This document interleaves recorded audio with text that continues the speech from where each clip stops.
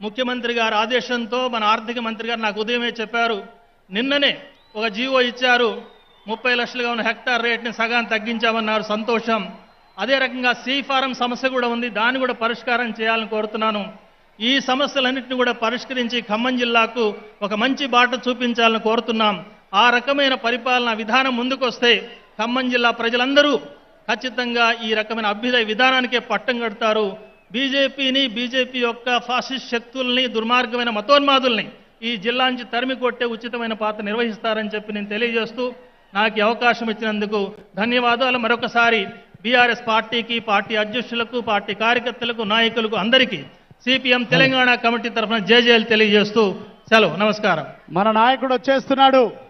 ఇప్పుడు మన రవాణా శాఖ మాత్యులు, ఖమ్మం జిల్లా మంత్రివర్యులు పువ్వాడ అజయ్ కుమార్ గారిని ముఖ్యమంత్రులందరికీ కూడా స్వాగతం తెలియజేయాల్సిందిగా కోరుతున్నాను. జై తెలంగాణ!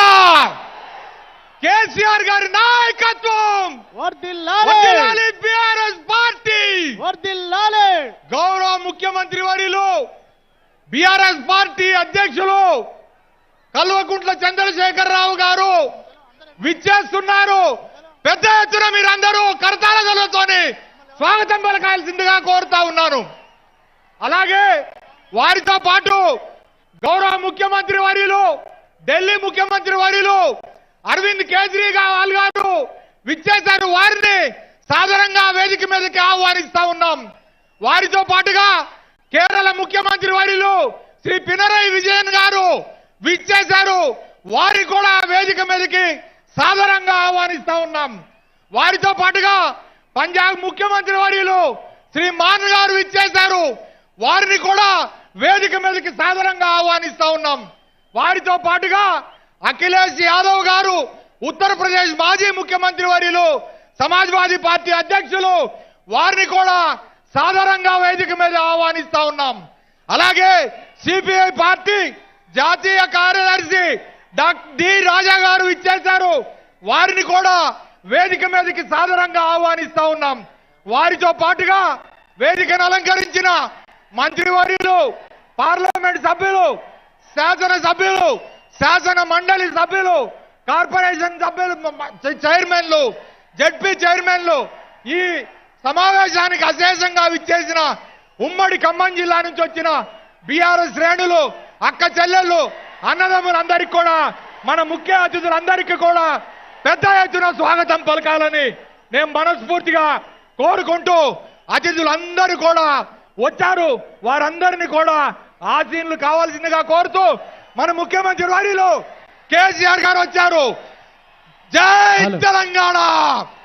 వర్ధిల్లాలి కేసీఆర్ గారి నాయకత్వం! వర్ధిల్లాలి కేసీఆర్ గారి నాయకత్వం! వర్ధిల్లాలి బీఆర్ఎస్ పార్టీ! జై తెలంగాణ!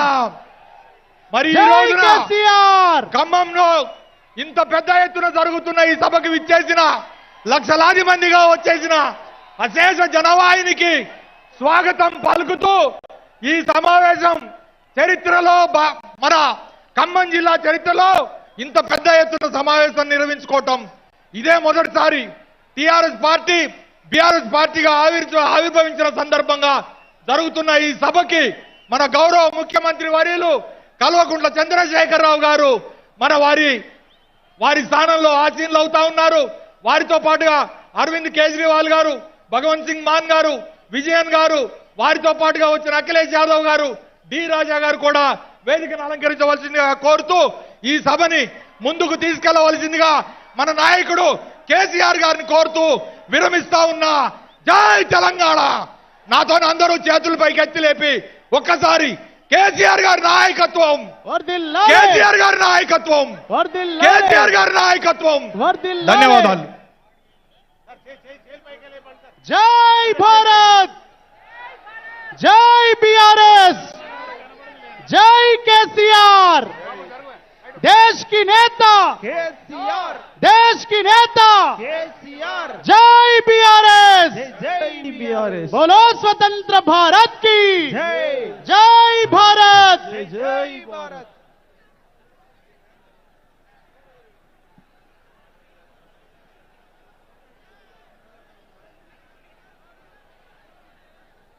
దయచేసి ఎక్కడ వాళ్ళు అక్కడ ఆసీనులు కావాలి, కుర్చీలలో అందరూ కూడా కూర్చోవాలి.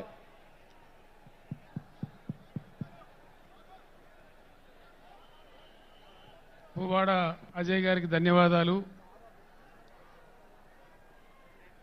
గౌరవనీయులు పెద్దలు, రాజకీయ కురువృద్ధులు, భీష్మాచార్యుల వంటి వారు కేరళ రాష్ట్రాన్ని తన అద్భుతమైన పరిపాలనతో చరిత్రలో లేని విధంగా రెండవసారి కూడా సిపిఎం పార్టీని విజయ తీరాల వైపు చేర్చి భారతదేశంలోనే అత్యంత సీనియర్గా ఉన్నటువంటి గౌరవనీయ శ్రీ విజయన్ గారిని ప్రసంగించవలసిందిగా మనందరి తరఫున నేను విజ్ఞప్తి చేస్తా ఉన్నాను.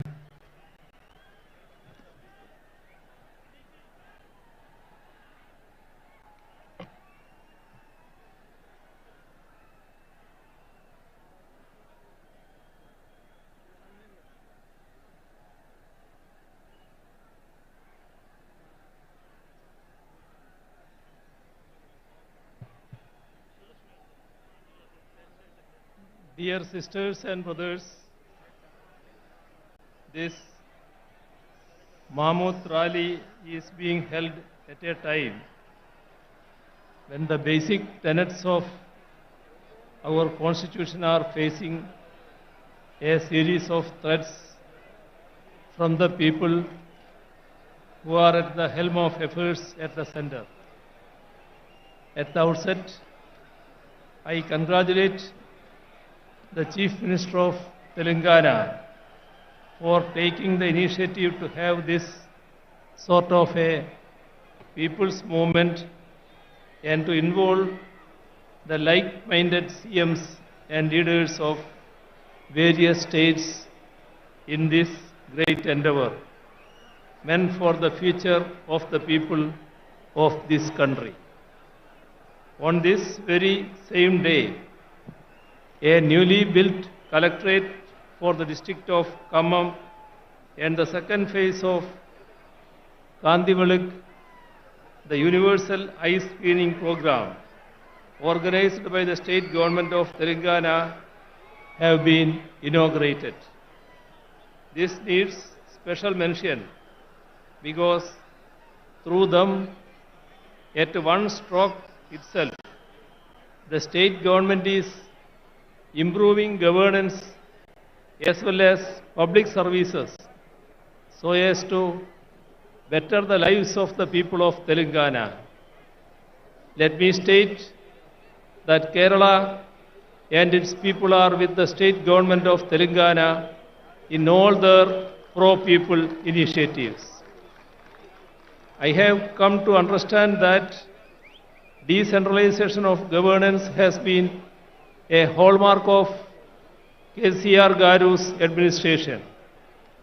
During the tenure of his government, collectorates have become state-of-the-art integrated district office complexes. All district departments are co-located in them for the convenience of people. And as far as the Kandivalak program goes, no such mass eye testing program has been conducted in the history of our country. Kandivalak means light for the eyes, or a torchlight showing the path. Today, with this public meeting, we are showing the path forward for the nation. It is a matter of great pride to once again be here in Telangana, the land of people's struggles. It is the heroic struggle of the peasants of Telangana in the late 1940s which placed the issue of land reforms on the agenda of the country. Several such people's struggles taking up diverse issues were waged as part of our glorious national movement. It is subsequent to centuries-long such struggles that our country won its freedom from the colonizers. However, today we have a peculiar situation in which a political formation, that was not part of our national freedom struggle is in power in the country. The followers of those who tendered unconditional apologies to the colonizers and promised to serve the imperial crown are at the helm of affairs today. They have been and remain antagonistic to the values of our anti-colonial struggle. Ideas such as secularism, democracy, federal structure, social justice, and equality were championed through it, and subsequently they were included in India's constitution so as to uphold the values championed by our freedom struggle. Since those in power now were not part of our collective struggles then, they do not know the values on which India has been built as a sovereign democratic republic. So, they seek to alter the basic structures on which our modern nation has been built, even as they call for celebrations such as Azadi Ka Amrit Mahotsav to commemorate the 75th anniversary of India's independence.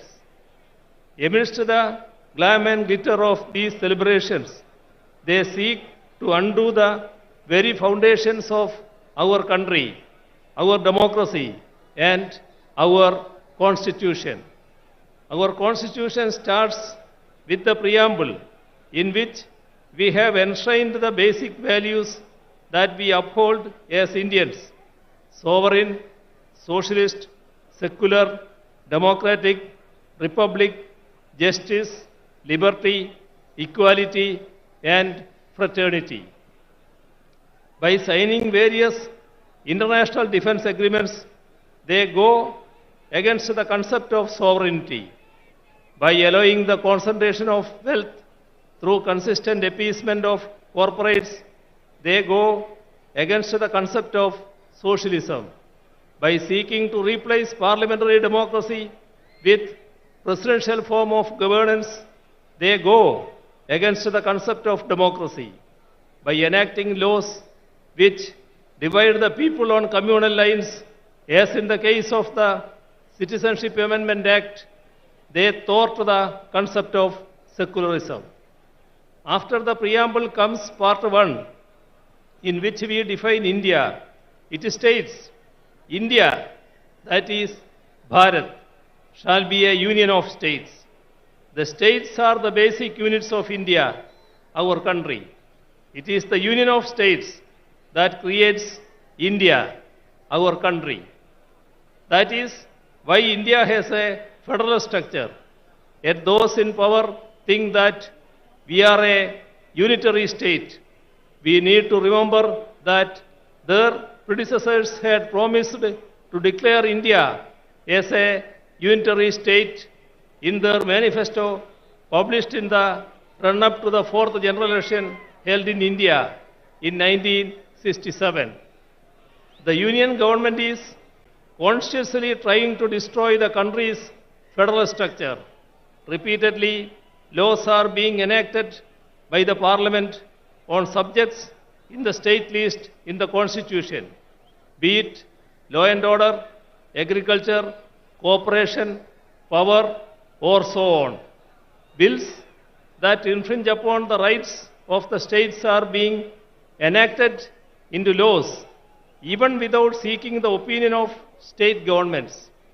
Even while entering into international agreements that affect the states, the union government does not inform state governments, let alone seek their consent. Slogans such as one nation, one tax, one nation, one uniform, one nation, one election are all attacks on federal structure. When states try to mobilize resources through additional alternative sources, the union intervenes and sabotages such moves. On the one hand, the right to avail loan is curbed, and on the other, the additional resources are sealed. Along with this, the funds that are made available to the state by the Constitution too are denied. Such attacks are most acute in the states that are ruled by governments that are opposed to the BJP RSS campaign ruling the union. We are seeing it in Telangana as well as in Kerala. Attacks against the state's rights and powers are being carried out even by politically misusing the office of governor. Widespread efforts are on to take control of the higher education sector through the governors in their capacity as chancellors. Assent to legislations that have been enacted by the state legislatures are being withheld. Such affronts on the supremacy of state legislatures weaken not just our federal structure, but even our democracy too. Democracy should be protected if the values that we fought for are to be secured. We do not have any option but to resist these moves more unitedly. The weakening of our parliamentary democracy is evident in the way in which our parliamentary norms and precedents are being bulldozed. Bills are being passed without adequate discussions or calling for division in the parliament, and this weakens our parliamentary democracy. All ethics and norms of democracy are being violated. Governments that have come to power in the states by winning a majority in the assembly elections are being toppled through horse trading. Such unethical efforts to form governments in the states weaken the very foundations of our democracy, which is based on a multi-party system. Such a multi-party system is essential if we are to preserve and promote our diversities while remaining united as one. Unity in diversity is the most cherished of India's ideals.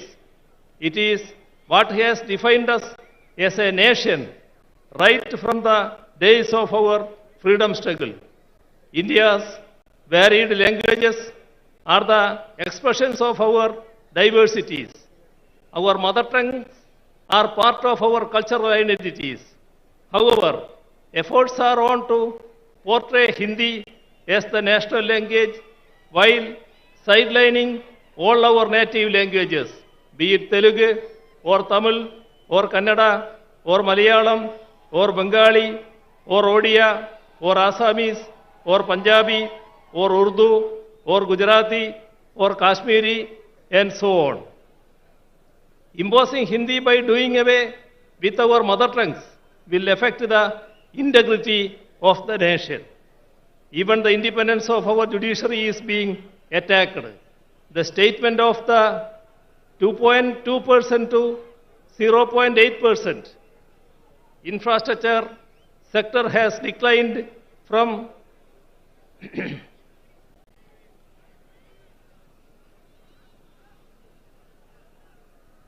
the statement of the law minister to the effect that the union government should have a decisive say in the appointment of judges goes to prove that the BJP government is hell-bent on destroying judicial autonomy and to subvert the judiciary into a nominated body of the union government.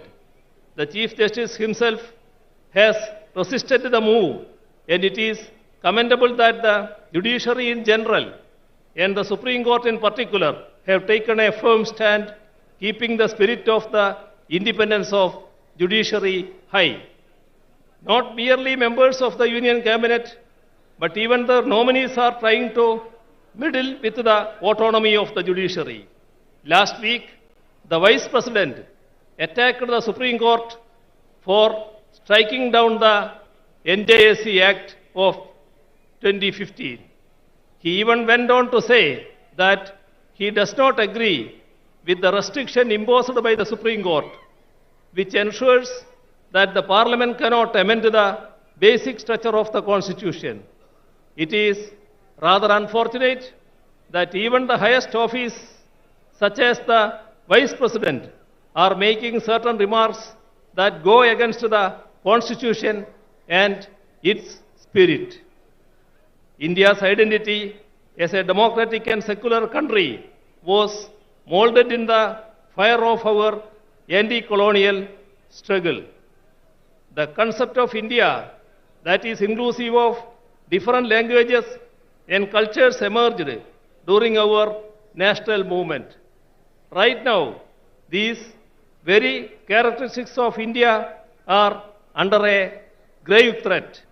The threat is posed by the present generation of those who were sycophants of the empire but betrayers of our struggles. It was those betrayers who murdered the father of our nation. Gandhiji, a practicing Hindu, was killed by the proponents of Hindutva. That is ample proof that Hindutva is not the same as or even related to Hinduism. The religion resorting to Hindutva efforts are on to create communal polarization in the country. By creating polarization, a last-ditch effort is being made to diffuse the public anger against the misplaced policies of the union government. The fallout of such anti-people policies are there all around us. Public sector enterprises, which are the wealth of the nation, are being sold off. In the last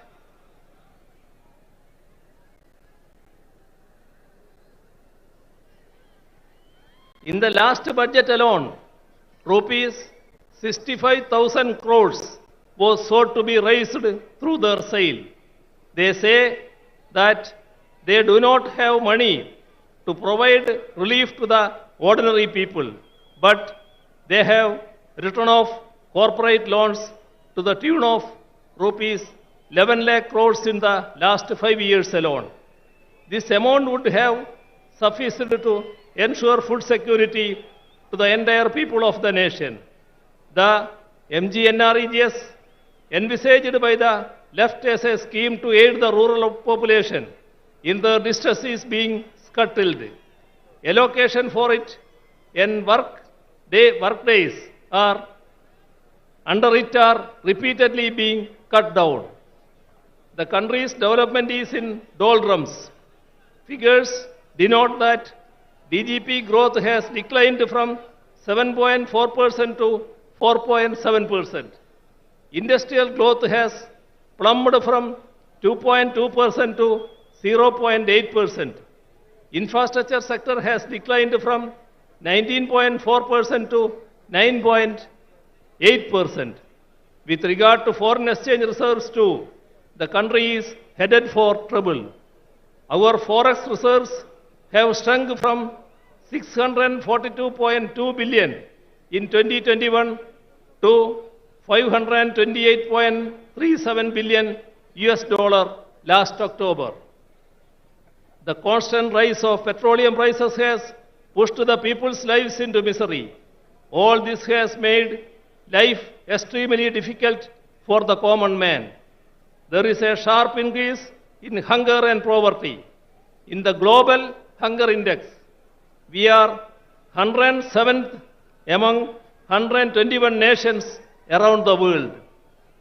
80% of the people pushed into poverty because of COVID are in India. Imposition of GST on essential articles has spiked price rise. Last year, India's wholesale inflation has touched a 3-decade high. Price rise is as high as 39%. Even amidst such dire circumstances, welfare measures for the poor are being denied. Atrocities are being committed against minorities, women, SCs and STs. The idea of equality is given a go-by. Laws such as CAA which seeks to alter our secular polity into a religious state are being introduced. The main issues of the ordinary and the poor are related to their livelihoods. To create better living conditions, we need to forge the unity of the ordinary and the poor. People's unity has to emerge against the communal agenda that seeks to divide us. It is our duty to resist the backward march of our nation. As far as Kerala goes, we are resisting both communalism and neoliberalism, which are pushing our people into miseries. We are ensuring development and welfare in a communal tension-free atmosphere so that our people can enjoy the fruits of progress and lead peaceful lives. I hope that today in Khammam, the land of people's resistances, we will have the beginning of a new resistance, a resistance to secure the ideals that we fought for in our freedom struggle, a resistance to protect our secularism, our democracy, our constitution, and thereby our nation.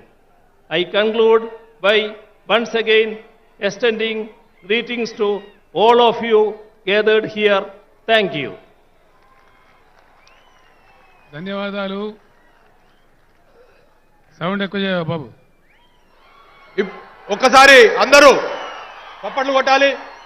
ఇప్పుడు వద్దా నువ్వు కూర్చో. విజయన్ గారు కేరళలో ఒక అతి ముఖ్యమైనటువంటి ఫంక్షన్ను వారు అటెండ్ చేయాల్సింది. ఇప్పుడు త్రివేంద్రం వరకు వెళ్ళి వారికి ప్రత్యేకంగా ఏర్పాటు కూడా చేయడం జరిగింది.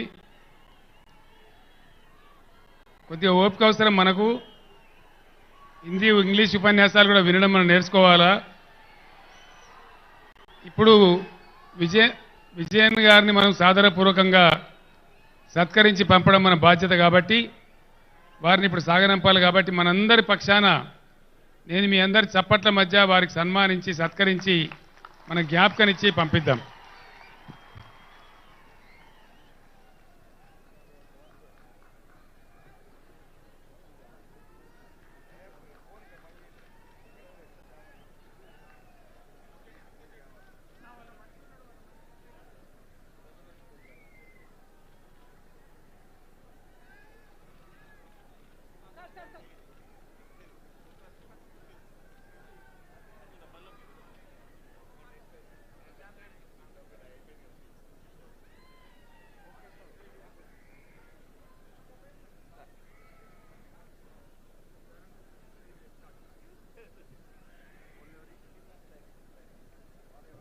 ఇప్పుడు మనము ఎర్ర జెండా నాయకుల ఉపన్యాసం విన్నాం.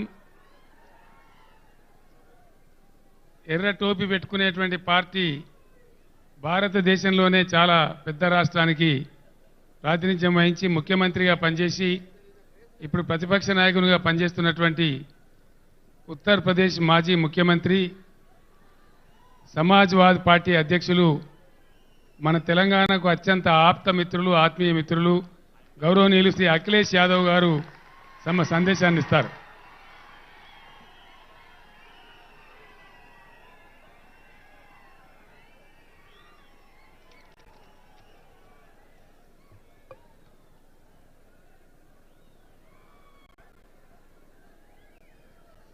हमारे साथ मंच पर आपके सबसे प्रिय नेता और यहाँ के मुख्यमंत्री आदरणीय के चंद्रशेखर राव जी, मंच पर उपस्थित दिल्ली के मुख्यमंत्री अरविंद केजरीवाल जी, पंजाब के मुख्यमंत्री श्री भगवत मान जी, सीपीआई के जनरल सेक्रेटरी आदरणीय डी राजा जी और मंच पर उपस्थित सभी बीआरएस पार्टी के सभी वरिष्ठ नेता, यहां पर इस सभा में उपस्थित वीआरएस पार्टी के संगठन के सभी पदाधिकारी, मिनिस्टर्स, सांसद, विधायक,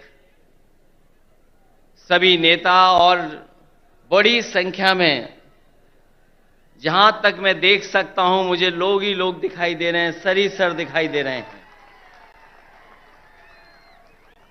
मैं अगर बाईं तरफ देखता हूं, मुझे लोग ही लोग दिखाई दे रहे हैं, सरीसर दिख रहे हैं। दाईं तरफ देखता हूं तो सरीसर दिखाई दे रहे हैं।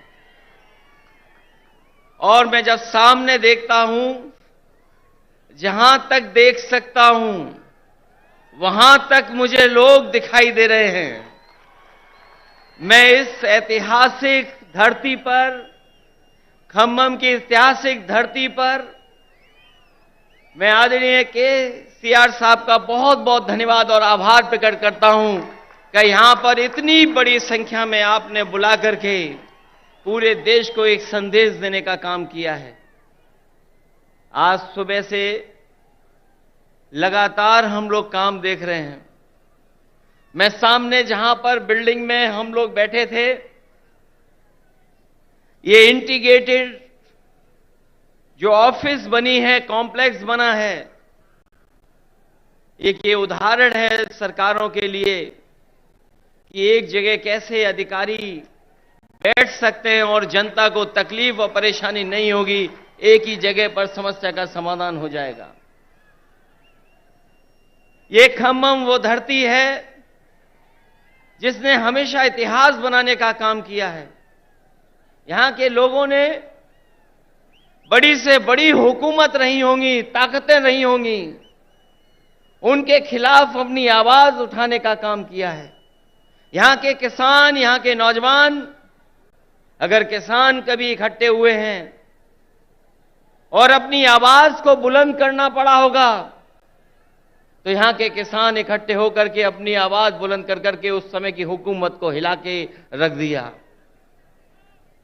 मुझे उम्मीद है कि आने वाले समय में जो हालात हैं देश के, जिन परिस्थितियों से हम लोग गुजर रहे हैं, जहां भारत सरकार और खासकर भारतीय जनता पार्टी, जिसकी सरकार दिल्ली में है, एक एक सरकारें जो चुनी हुई उनको परेशान कर रही है। चाहे वो आपकी सरकार हो और चाहे आपके बीआरएस की पार्टी की सरकार हो, जो सहयोग और जो मदद और जो लोकतंत्र में सम्मान मिलना चाहिए वो सरकार सम्मान नहीं दे पा रही। समय समय पर रुकावट कैसे पैदा हो, नेताओं को कैसे परेशान किया जाए, उनके खिलाफ क्या साजिश की जाए, उनके विपक्ष के लोग जो उनके सामने खड़े होकर के सवाल पूछते हैं, उनको किस षड्यंत्र से उनको दबाया जाए, उनकी छवि कैसे खराब की जाए, ये भारतीय जनता पार्टी की सोची समझी सी रणनीति के तहत काम कर रहे हैं। जो संस्थाएं हमें न्याय देना चाहती हैं, जहां से हम न्याय के लिए पुकार सकते हैं, उन संस्थाओं को भी दबाव बनाने का काम अगर कोई कर रहा है तो भारतीय जनता पार्टी कर रही है। अभी कल ही भारतीय जनता पार्टी की मीटिंग खत्म हुई है और उन्होंने कहा कि 400 दिन बाकी हैं। हमें तो लगता था कि ये सरकार तो वो है जो दावा करती थी कि हटेगी नहीं, अब तो वो स्वयं स्वीकार कर रही है कि अब 400 दिन हैं। जो सरकार अपने दिन गिनने लगे, जो सरकार अपने दिन बताने लगे, समझ लो ये 400 दिन बाद सरकार रुकने वाली नहीं है। अब तो 399 दिन बचे हैं।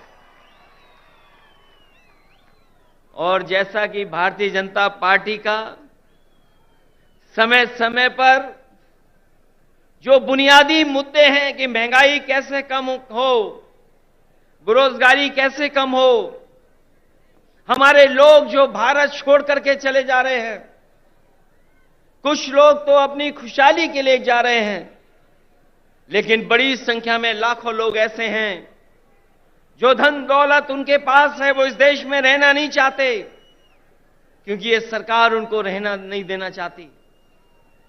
इनके पास बुनियादी ठोस मुद्दे जो किसान की जरूरत के वो नहीं पूरे कर रहे हैं। आपको सबको याद होगा, यही बीजेपी के लोगों ने कहा कि हम किसानों की आय 2022 तक दोगुनी कर देंगे, किसान की आमदनी दुगनी हो जाएगी। हालांकि 2023 शुरू हो गया है, लेकिन मुझे तो ये लगता है किसान की तकलीफ और परेशानी को देख करके इन भारतीय जनता पार्टी के लोगों का 2022 अभी खत्म नहीं होगा, इनका 22 खत्म नहीं होगा, 23 आ गया, 24 आ जाएगा। लेकिन भारतीय जनता पार्टी ने जो वादा किया था कि 22 तक हम किसानों की आय दोगुनी कर देंगे, वो अभी दोगुनी नहीं हुई है। हमारा किसान तकलीफ और परेशानी में है, उसको वादा तो कर रहे हैं, लेकिन जो बुनियादी उसे मदद मिलनी चाहिए वो मदद नहीं मिल पा रही है। ये हमारा जो नौजवान दिखाई दे रहा है, ये नौकरी और रोजगार की तलाश में अपना भविष्य चौपट कर रहा है। ये सरकार कोई ठोस कदम नहीं उठा पा रही। आपका प्रदेश में तो सरकार है जहां मुख्यमंत्री काम कर रहे हैं, लेकिन हम तो अपने प्रदेश में देखते हैं जहां पर बड़े पैमाने पर बेरोजगारी है। जैसे ही चुनाव आ गया है, इन्होंने तय कर लिया है कि जगह जगह इन्वेस्टमेंट मीट करेंगे और इन्वेस्टमेंट मीट के बहाने लोगों को धोखा देंगे। ये प्रचार के माध्यम से धोखा देना चाहते हैं। वैसे तो समय समय पर देश के लोग और देश के जो नेता होते हैं वो G20 की अध्यक्षता कर रहे हैं, लेकिन इस बार इन्हें मौका मिला है अध्यक्षता करने का। मुझे लगता है कि केवल चुनाव के लिए ही प्रचार करेंगे, उसमें कोई ठोस कदम नहीं उठाएंगे। इसलिए आज जब हम इतनी बड़ी संख्या में लोगों के सामने इकट्ठे हुए हैं, जहां मुझे लोग ही लोग दिखाई दे रहे हैं, उनके सामने मैं कह सकता हूं कि अगर तेलंगाना में सफाया हो रहा है बीजेपी का, तो उत्तर प्रदेश भी पीछे नहीं रहेगा। आप अपने प्रदेश से हटाइए, यूपी से हम लोग मिलकर के उनको हटाने का काम करेंगे। हम यूपी वाले यही जानते हैं कि जिन्हें प्रधानमंत्री बनना है वो उत्तर प्रदेश जरूर आते हैं। इसीलिए आपने देखा होगा गुजरात से उत्तर प्रदेश आए। अगर गुजरात से प्रधानमंत्री बन सकते होते तो शायद गुजरात वो नहीं छोड़ते, लेकिन उत्तर प्रदेश के साथ जो धोखा हुआ है उसकी आप कल्पना नहीं कर सकते हैं। मां गंगा हमारी पूजा का, हमारी आस्था का, हमारी संस्कृति की स्थान है। एक पानी का जहाज चला करके, विलासिता का जहाज चला करके न जाने क्या सपने दिखा रही है सरकार। और जिस मां गंगा को साफ हो जाना चाहिए था, मां गंगा वैसी की वैसी है, नदी साफ नहीं है, नदी को साफ नहीं कर पाए। मुझे खुशी है इस बात की कि जब मैं मुख्यमंत्री था उस समय आपके मुख्यमंत्री जी ने एक फैसला लिया था कि यहां पर किसानों के खेत तक और घरों में पानी पीने का कैसे इंतजाम किया जाए। वो जो इंटीग्रेटेड इरिगेशन सिस्टम का आपने शुरुआत की, मैं आपको बधाई देता हूं और जनता को भी बधाई देता हूं, उनका धन्यवाद देता हूं कि आपके प्रदेश से शुरू हुई योजना जहां पर खेत को पानी, घर में पानी का इंतजाम किया, वही तो भारत सरकार नकल कर रही है। जो आज भारत सरकार नकल कर रही है वो कहीं ना कहीं आपकी देन है। जिस सरकार ने एक उदाहरण पेश किया हो, और न केवल इरिगेशन में और भी क्षेत्रों में, मैं ऐसे सरकार के लोगों को बधाई देता हूं और खासकर मुख्यमंत्री जी को बधाई देता हूं। जहां इतना विकास हो रहा हो, वहीं भारतीय जनता पार्टी के लोग देश को पीछे ले जाना चाहते हैं। उनके मुद्दे, उनके फैसले हमें और आपको पीछे ले जा रहे हैं। इसलिए आज जरूरत है प्रोग्रेसिव नेताओं की, प्रोग्रेसिव सरकारों की। और मुझे उम्मीद है कि जिस तरीके से भारतीय जनता पार्टी ने देश को पीछे कर दिया है हर चीज में, हम सब मिलकर के जो मंच पर बैठे हैं और प्रदेशों में भी हैं, जो साथ मिलकर के काम करेंगे तो देश को एक नई सरकार भी और नए तरह का एक प्रोग्रेसिव एजेंडा देकर के देश को आगे ले जाने का काम करेंगे। मैं एक बार फिर बधाई देता हूं कि आपने जितना प्रचार करना चाहिए था, आपने भगवान विष्णु, उनके अवतार भगवान नरसिम्हा जी का जो मंदिर का निर्माण कराया, मैं आपको बधाई देता हूं। आपने काम ज्यादा किया, प्रचार कम किया, लेकिन कुछ लोग तो ऐसे हैं जो काम कम प्रचार ज्यादा करते हैं।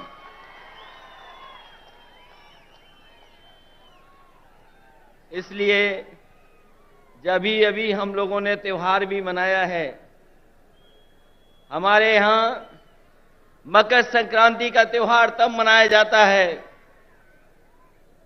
जब सूर्य उत्तरायण हो जाता है। अगर हम मकर संक्रांति मनाते हैं तो देश में अलग अलग जगह अलग अलग त्योहार मनाते हैं। अगर सूर्य उत्तरायण हुआ है तो राजनीति दक्षिणायन चली गई है, और उत्तरायण से अगर कोई चीज शुरू हुई है और अगर दक्षिणायन राजनीति शुरू कर रहा है तो मुझे उम्मीद है कि आने वाले समय में बदलाव देश में आएगा और देश में एक नई सरकार होगी। ये भारतीय जनता पार्टी के लोग नहीं रहेंगे, क्योंकि इनके पास भ्रम और जाल फैलाने के अलावा कोई रास्ता नहीं है। ये समय समय पर भ्रम फैलाते हैं, समय समय पर जाल फेंकते हैं। ये भारतीय जनता पार्टी भ्रम जाल पार्टी है, इससे सावधान रहना। हम लोग तो सावधान कर ही रहे हैं, लेकिन आप लोग भी सावधान करना, जिससे देश में एक नया परिवर्तन आए। मैं इन्हीं शब्दों के साथ आप सबका बहुत बहुत स्वागत करता हूं, बधाई देता हूं। इस ऐतिहासिक धरती पर जो ऐतिहासिक जनसभा हुई है उसके लिए बहुत बहुत बधाई। और यहां पर जितने भी दूसरे दलों के नेता हैं, मैं उन सब का स्वागत करता हूं। और एक बार फिर आपके मुख्यमंत्री केसीआर राव साहब का बहुत बहुत स्वागत और बहुत बहुत धन्यवाद और बहुत बहुत बधाई। हम सबको यहां पर इकट्ठा करने के लिए और लाने के लिए बहुत बहुत धन्यवाद आपका। సోదరులారా, మనకు కొద్దిగా ఓపిక అవసరము. అతిథులను పిలుచుకున్నాం కాబట్టి కొద్దిసేపట్లో నేను మాట్లాడతా. ఇప్పుడు గౌరవనీయులు కమ్యూనిస్ట్ పార్టీ ఆఫ్ ఇండియా ఎవరైతే తెలంగాణ రాష్ట్రం ఏర్పాటు కావడానికి నేను ఢిల్లీలో ఎక్కే గుమ్మం దిగే గుమ్మం అన్నట్టుగా పార్టీ ఆఫీసుల చుట్టూ తిరుగుతుంటే మన బాధ చూడలేక రాజా గారు, డి రాజా గారు ఢిల్లీలో సిపిఐ కార్యాలయం నేను ఎప్పుడు వెళ్ళినా చంద్రశేఖరరావు గారు మీ టైం వస్తుందండి, మీరు భయపడకండి, మీ కోరిక నెరవేరుతుందండి అని కౌగిలించుకొని మరీ ప్రేమతో చెప్పేవారు. వారు అప్పుడు సెక్రటరీ కింద మెయిన్ సెక్రటరీ ఉండేవారు. అప్పుడు ఏబి బర్ధన్ గారు ఉండేవారు. తర్వాత వారే బర్ధన్ గారిని కూడా ఒప్పించి జాతీయ కార్యవర్గాన్ని ఒప్పించి సిపిఐ అఖిల భారత సమావేశంలో మొట్టమొదటిసారి తెలంగాణ రాష్ట్రం కావాల్సిందే అని తీర్మానం చేయించినటువంటి మహానుభావుడు, గొప్ప వ్యక్తి, మన తెలంగాణ ప్రేమికుడు, గౌరవనీయులు నేటి సిపిఐ జాతీయ కార్యదర్శి గారు గౌరవనీయులు శ్రీ డి రాజా గారు ప్రసంగిస్తారు. బాగా సపోర్ట్లు కొట్టాలి, మన తెలంగాణకు సపోర్ట్ చేసిన వారు.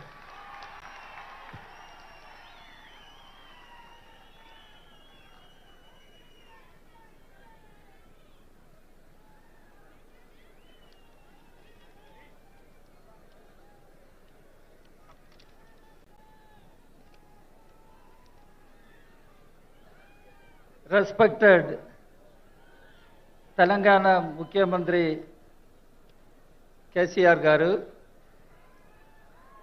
Kerala Mukhyamantri Pinarayi Vijayan garu, Delhi ముఖ్యమంత్రి అరవింద్ గారు, పంజాబ్ ముఖ్యమంత్రి మాన్ గారు, यूपी का మాజీ ముఖ్యమంత్రి अखिलेश गारू, मंच पर बैठे हुई नेतागार, सोदर सोदरलारा, फ्रेंड्स कामरेड्स, मेरे अंदर के साल नमस्कारम.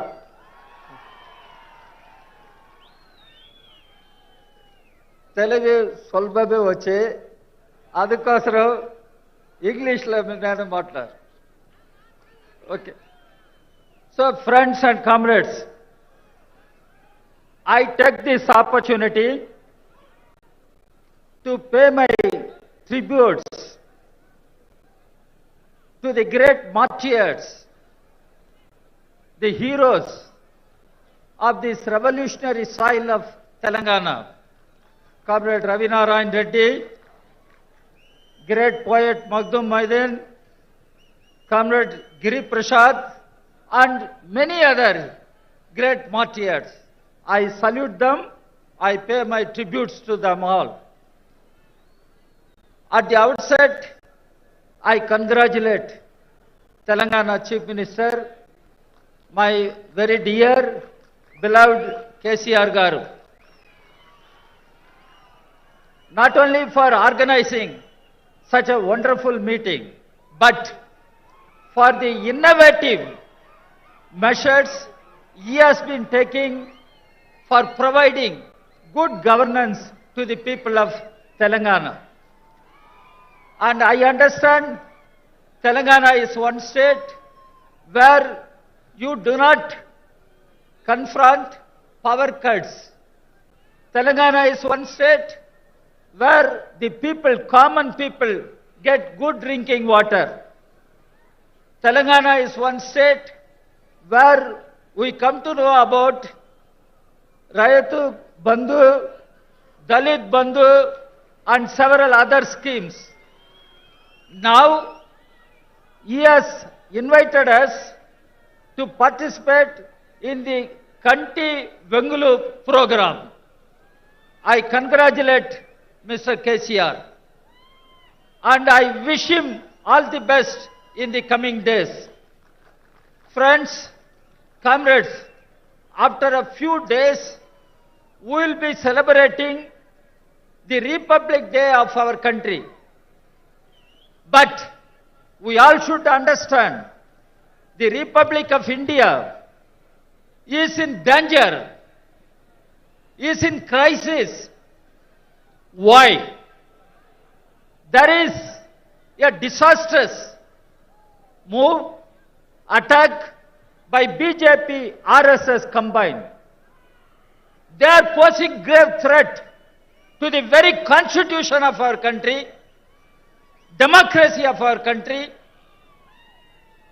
and trying to change the constitution and the democratic rule in our country. Our constitution defines India should be a secular nation. Our constitution defines Indian state should be a welfare state. Our constitution defines Indian state should be a federal state. But what is happening today? RSS, BJP combined wants to change the fundamental tenets of our constitution and impose a medieval monolithic socio-political order on our people. And they want to replace the secular state by a theocratic state. Youth, people of Telangana should know it was Dr. Ambedkar. It was Dr. Ambedkar who won the nation. If at all India becomes a Hindu Rashtra, that will be the biggest calamity. This is what Dr. Ambedkar said. Now we are facing such a calamity. We are facing such a threat from BJP, RSS combined. How to stop this? How to stop this? How to stop this? Indian state should be a welfare state. Now, Telangana Mukhyamantri KCR has initiated several innovative measures. To them, these are the basic issues of our people. How to provide education, how to provide health care, how to provide employment, how to provide housing, how to provide food. Let us come together. Let us fight on this agenda. And we can defeat BJP, RSS. But because the BJP, RSS, Modi spoke, bola, Modi kya bola? सबका साथ, सबका विकास. अभी क्या हो रहा? मोदी आपका साथ नहीं है, किसान का साथ नहीं है, मजदूर का साथ नहीं है, गरीब लोग का साथ नहीं है. मोदी सिर्फ अडानी का साथ है, अंबानी का साथ है, टाटा बिरला का साथ है. क्या वेलफेयर स्टेट है? इसलिए हम लोग अभी एक साथ आना चाहिए. And India, being a republican constitution and a federal country, what is happening? Pinarayi Vijayan garu bola, how governors are used. In Telangana, we have been watching the Telangana governor is confronting the elected chief minister of Telangana, KCR garu. In Delhi, my good friend Arvind Kejriwal is sitting. The Lieutenant Governor of Delhi is confronting the elected Chief Minister of Delhi. In Tamil Nadu, the Governor is confronting the elected Chief Minister of Tamil Nadu. In Kerala, the Governor is confronting the elected Chief Minister of Kerala. Why it is happening? BJP, RSS, they do not believe in the federal system of our governance, and they want to impose a unitary system. They want to build India as a single-dimensional country. After all, we are a country with tremendous diversities, and we must be happy. India is a diverse country. We must celebrate the diversity of our country.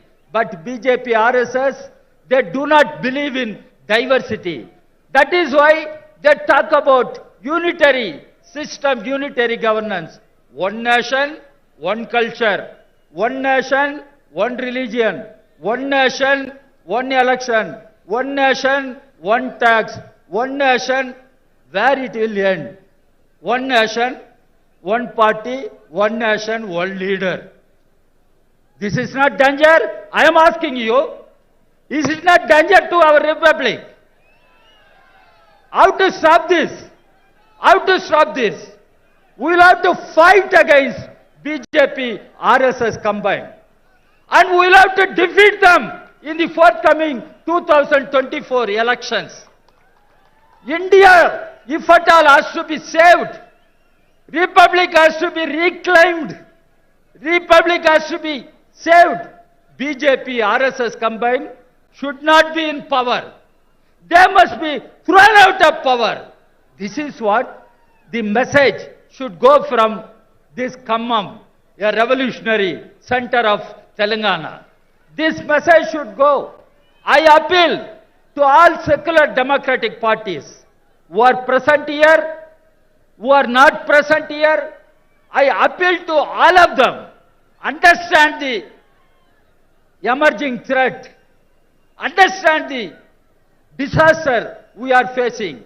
How to save India. How to save our constitution. How to save our democracy. Unless we come together. We fight together. We try to defeat the BJP, RSS combined. It is possible. My friends and comrades, when country was a colony, we all fought together. We liberated our motherland, our country from British rule. Today, when our country is at a critical moment in history, we can fight, we can defeat BJP RSS, we can liberate India from BJP rule. We fought, we made supreme sacrifices, we liberated country from British rule. Now we can fight BJP, we can defeat BJP, we can liberate India from BJP rule. Do you agree with me? This is what we are asking. This is not just a formal meeting. This meeting should convey a message. After Republic Day, we will observe Mahatma Gandhi's Martyrdom Day. What is the meaning of martyrdom of Mahatma Gandhi? Is it just a ritual to go and pay homage to Mahatma Gandhi? No. It was Mahatma Gandhi who said, Ishwar Allah tere naam, sabko sanmati de Bhagavan. Bhagavan, you are Ishwar. Bhagavan, you are Allah. Give good sense to all our people. Sabko sanmati de Bhagavan. If Gandhi comes before you, Gandhi will not ask for sanmati sabko. Gandhi will ask, Bhagavan, sirf Modi, Mohan Bhagavat, Amit Shah ko sanmati de Bhagavan. This is what Gandhi will pray. So friends, comrades, when our country is at a critical point in its history, when the constitution under threat, when the democratic polity is under threat, it is the task before all secular democratic parties who are represented here, who are not represented here but outside. We all will have to come together and work together to fight BJP and defeat BJP. That is the task before everyone. And let us take a pledge from this rostrum and let us move forward with united spirit, and success is ours. And let us tell BJP RSS, they cannot deceive the people. They cannot dismantle our republic. And the defeat of BJP is sure, but it is in our hands. So secular democratic parties, forces must come together, fight BJP and save the country, save the constitution.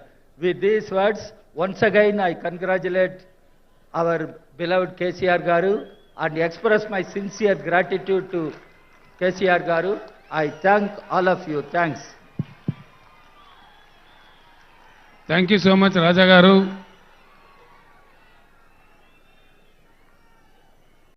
Arvind Kejriwal గారి నాయకత్వంలో 2 సార్లు parliament సభ్యునిగా గెలవడమే కాదు, ఒక చిన్న కుటుంబం నుంచి వచ్చి ఆమ్ ఆద్మీ పార్టీలో అంచెలంచెలుగా ఎదిగి కేజ్రీవాల్ గారి ఆశీస్సులతో నేడు పంజాబ్ రాష్ట్రానికి ముఖ్యమంత్రిగా ఉన్నటువంటి శ్రీ భగవంత్ సింగ్ మాన్ గారు ప్రసంగించవలసిందిగా నేను కోరుతూ ఉన్నాను.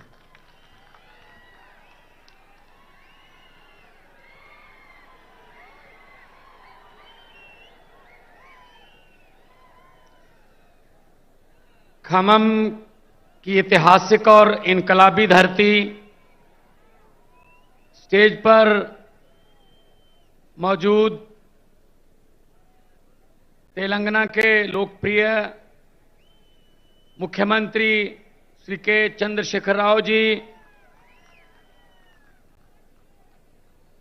आम आदमी पार्टी के नेशनल कन्वीनर और दिल्ली के क्रांतिकारी मुख्यमंत्री श्री अरविंद केजरीवाल जी, समाजवादी पार्टी के अध्यक्ष और यूपी के एक्स मुख्यमंत्री अखिलेश यादव जी, सीपीआई के जनरल सेक्रेटरी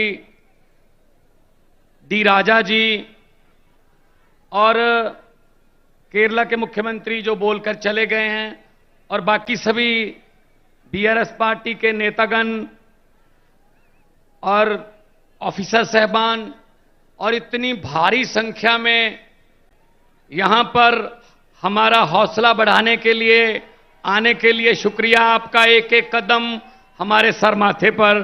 सबसे पहले सबको नमस्कार, सत श्री अकाल।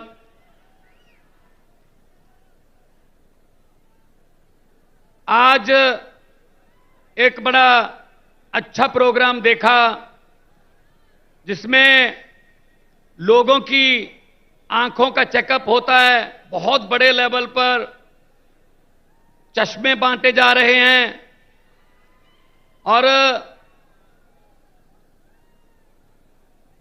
बहुत ही प्रभावशाली प्रोग्राम था जो देखने को मिला। बहुत कुछ सीखने को भी मिला। लेकिन मैं तेलंगाना के मुख्यमंत्री जी को कहूंगा कि अगर इतनी भीड़ हो तो इसके लिए भी कुछ स्पेशल चश्मे बनाएं ताकि देख सके हम भी। वो दूर तक नजर जाती है तो लोग ही लोग नजर आ रहे हैं। ये आपका प्यार है। आपने घर से पहला कदम जब इस रैली की तरफ, इस फंक्शन की तरफ बढ़ाया, वो पहला कदम बदलाव का कदम था। आपका यहां पे आना इस बात का सबूत है कि आप देश को प्यार करते हैं। आपको चिंता है कि देश कहां जा रहा है। आपको इस बात का ज्ञान है कि देश नफरत की राजनीति को बर्दाश्त करने वाला नहीं है। यह देश एक गुलदस्ता है, अलग अलग रंगों के फूल हैं, लेकिन कुछ लोग चाहते हैं कि गुलदस्ते में सिर्फ एक ही रंग के फूल हों। यह हो नहीं सकता। यह हो नहीं सकता। जिस गुलदस्ते में सिर्फ एक ही रंग के फूल हों उसको ज्यादा देर देखा नहीं जाता। असल में फूलों की रंग की जो विभिन्नता है वही उसको गुलदस्ता बनाती है। तो आज देश क्या मांग रहा है? देश मांग रहा है रोजगार। Youngest country on the earth India, Bharat, लेकिन युवा बेरोजगार हैं। इन्होंने वादा किया था 2 करोड़ रोजगार हर साल पैदा करने का, वो भी जुमला निकला। इन्होंने वादा किया था किसानों की आमदनी दुगनी करने का, जुमला निकला। इन्होंने कहा था बहुत हुई महंगाई की मार, जुमला। इन्होंने कहा था 15 लाख हर घर के खाते में आ जाएगा, जुमला। तो भारतीय जुमला पार्टी बीजेपी जो है वो देश को मिसलीड कर रही है। वो हर चीज हथियाना चाहते हैं। ये भी मेरा हो जाए, ये भी मेरा हो जाए। जिस राज्य में जीतते नहीं हैं लोगों द्वारा, वहां पे बाई इलेक्शन द्वारा जीत जाते हैं। इस्तीफा दिलवा लो, खरीद लो बंदे, एमएलए खरीद लो। मतलब हिम्मत देखो। आम आदमी पार्टी ने, सब जानती है, लोग जब चाहें आदमी अर्श पर, और ऊपर जाके ये बीजेपी वालों की तरह अहंकार करे तो लोग कहते हैं आजा बेटा फर्श पर। बहुत बड़े बड़े उतारे हैं भाई साहब, बहुत बड़े बड़े। हुकूमत वो करते हैं जिनका दिलों पर राज होता है। हुकूमत वो करते हैं जिनका दिलों पर राज होता है। यूं कहने को तो मुर्गे के सर पे भी ताज होता है। तो हुकूमत लोग जिसको दिल में जगह देते हैं उसकी होती है। ये छीनी नहीं जा सकती, ये खरीदी नहीं जा सकती। लोगों का प्यार खरीदा नहीं जा सकता। लोगों के प्यार की किसी करेंसी में कोई कीमत नहीं है। अभी जब से मैंने होश संभाला है, हर 15 अगस्त को लाल किला से तत्कालीन प्रधानमंत्री भाषण देते हैं। मैं भी सुनता था। आज तक वही भाषण, अफसरों का लिखा लिखाया, रटा रटाया भाषण, लाल किला के सामने से बेरोजगारी पर चिंता व्यक्त, महंगाई पर थोड़ी ज्यादा चिंता व्यक्त, आतंकवाद पर सबसे ज्यादा चिंता व्यक्त, और 15 अगस्त खत्म। मैं उनको कहना चाहता हूं, मेरे देश के वारिसों, अगर देश की 130 करोड़ जनता की किस्मत नहीं बदल सकते, कम से कम भाषण तो बदल लो। अब तो लाल किले के कबूतरों को भी भाषण याद हो गए होंगे, कुछ तो नया कर दो। नहीं करते, अपने आप बारी आ जाती है, लोगों के पास कोई रास्ता ही नहीं था। पंजाब में ऐसी चल रहा था, 5-5 साल की बारियां चल रही थी, लेकिन तीसरा बदलाव आया आम आदमी पार्टी के रूप में। 117 में से 92 सीटें पंजाब में आई, पहली बार 92 सीटें आई किसी पार्टी की। और बड़े बड़े जो अपने आप को कहते थे हमें कोई हरा ही नहीं सकता, पूरे का पूरा खानदान हरा दिया उनका। भाई साहब, ये पब्लिक है। और इनका क्या काम है? इनका काम है लूटना। सब कुछ बेच दिया, जहाज बेच दिए, एयरपोर्ट बेच दिए, नदियां बेच दी, LIC बेच दी, रेलवे बेच दी, सिर्फ मीडिया खरीदा बस, बाकी सब कुछ बेचा है। तो इसलिए मैं कहना चाहता हूं कि ये सिर्फ अपनों के बारे में सोचते हैं, अपने दोस्तों के बारे में सोचते हैं, जनता का कोई फिक्र नहीं है इनको। अगर किसी नदिया के घाट पर ये बीजेपी वाले बस जाते, अगर किसी नदिया के घाट पर ये बीजेपी वाले बस जाते, तो लोगों के प्यासे होंठ 2 बूंद पानी के लिए भी तरस जाते। गनीमत है, शुक्र है कि मौसम पर हुकूमत चल नहीं सकती, वरना सारे के सारे बादल भी इनके खेतों में ही बरस जाते। सब कुछ अपने लिए। ये राज्य भी दे दो, ये राज्यपालों से तंग। राज्यपालों को कहते हैं काम नहीं करने देना, स्कूल नहीं खोलने देने केजरीवाल को।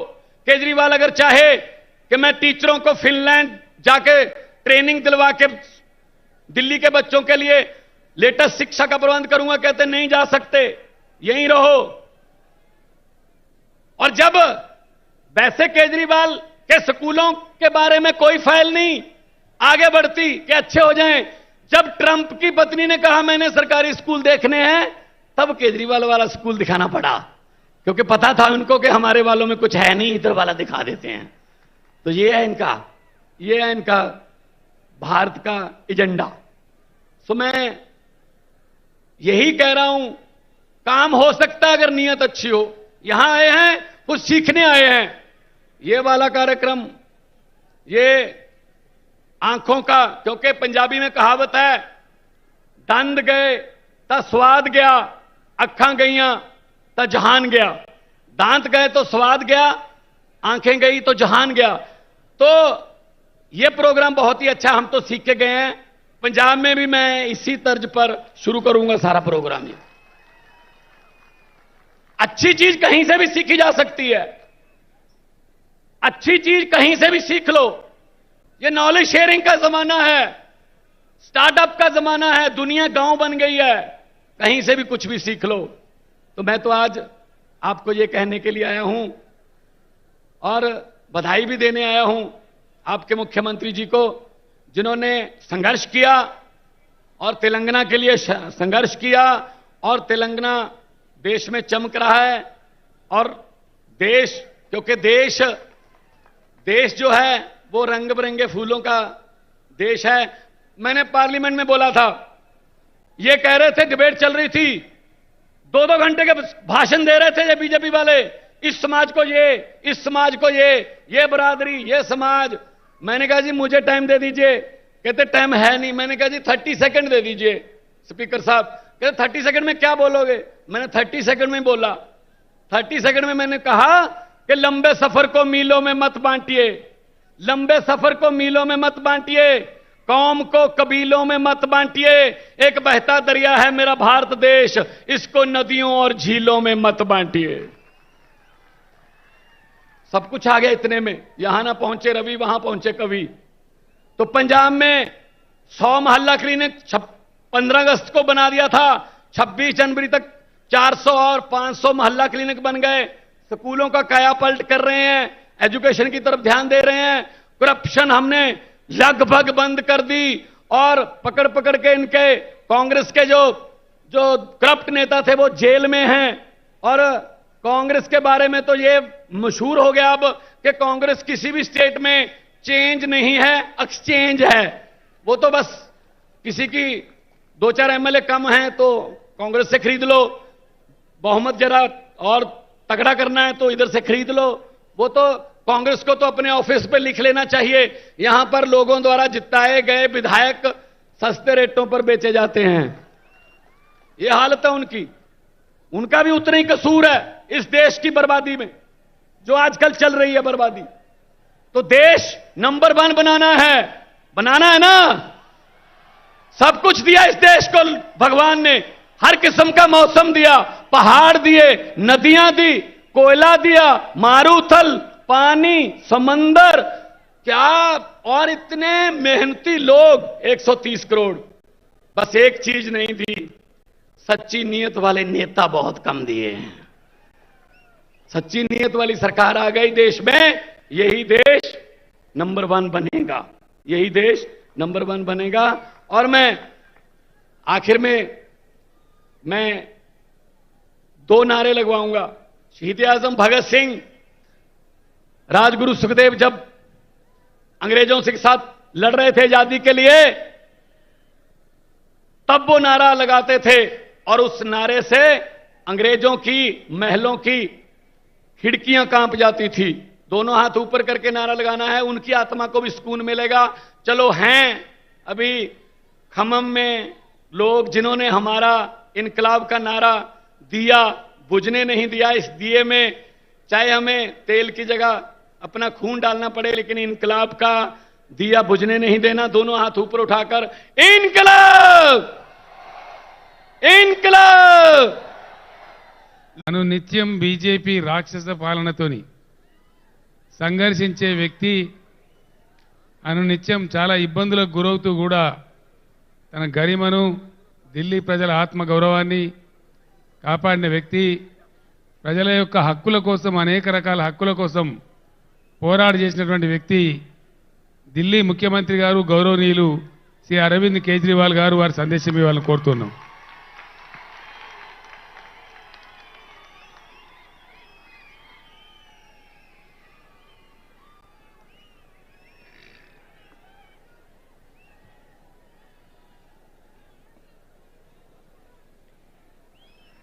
मंच पे बैठे हुए हमारे बड़े भाई तेलंगाना के मुख्यमंत्री श्री के चंद्रशेखर राव जी,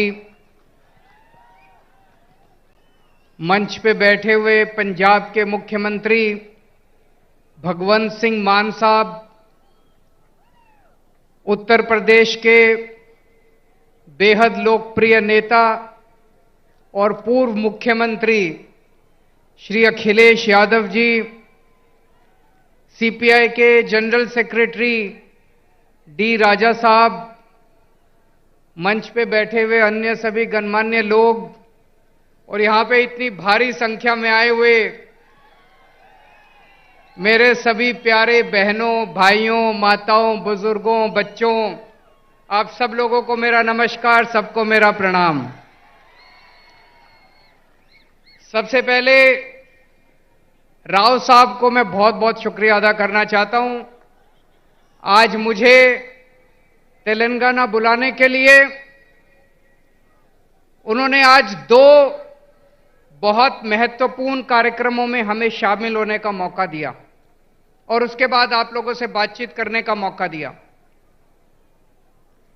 मुझे नहीं पता आप लोगों को पता है कि नहीं पता कि आपके मुख्यमंत्री ने आज एक बहुत शानदार कार्यक्रम शुरू किया है। आपकी सब लोगों की आंखों का चेकअप कराया जाएगा। तेलंगाना में 4 करोड़ लोग रहते हैं, 4 करोड़ लोग।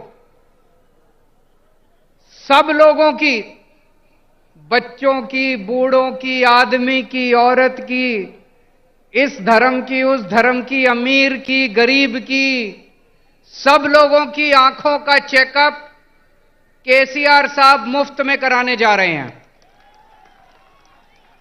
उस कार्यक्रम का आज शुभारंभ हुआ। जिसकी आंखों में डिफेक्ट मिलेगा उसको मुफ्त में दवाई दी जाएगी। जिसे चश्मे की जरूरत होगी उसे मुफ्त में चश्मा दिया जाएगा। और अगर किसी की आंखों में ऑपरेशन करने की जरूरत होगी तो उसका मुफ्त में ऑपरेशन किया जाएगा। शानदार प्रोग्राम है कि नहीं है? आज हम लोग यहां से सीख के जा रहे हैं। मैंने और हम सभी लोगों ने ये सारा कार्यक्रम देखा, इनके डॉक्टर से मिले, इनके ऑफिसर से मिले। जितने ही शानदार तरीके से उसका आयोजन किया जा रहा है, प्लानिंग की गई है, बहुत शानदार है।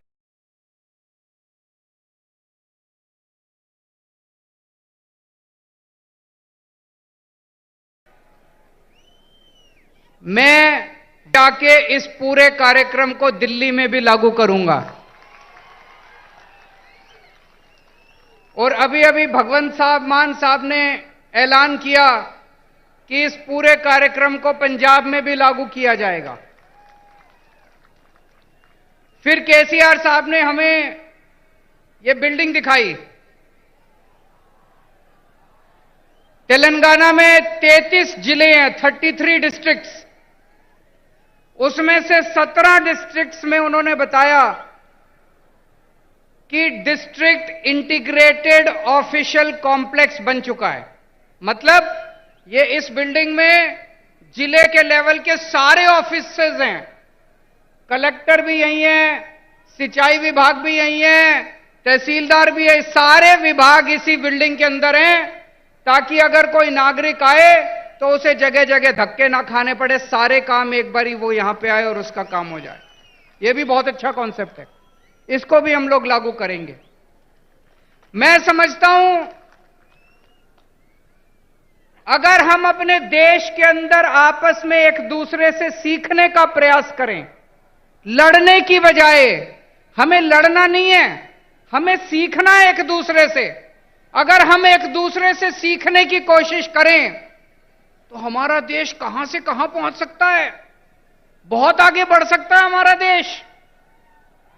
दिल्ली में हम लोगों ने मोहल्ला क्लिनिक बनाए। मोहल्ला क्लिनिक में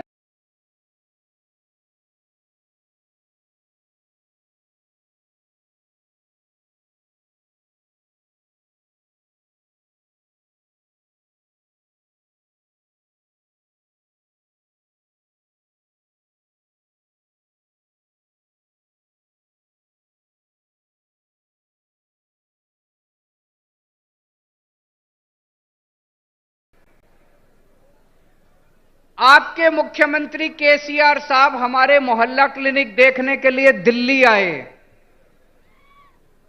मुझे बहुत अच्छा लगा कि एक मुख्यमंत्री, तेलंगाना के मुख्यमंत्री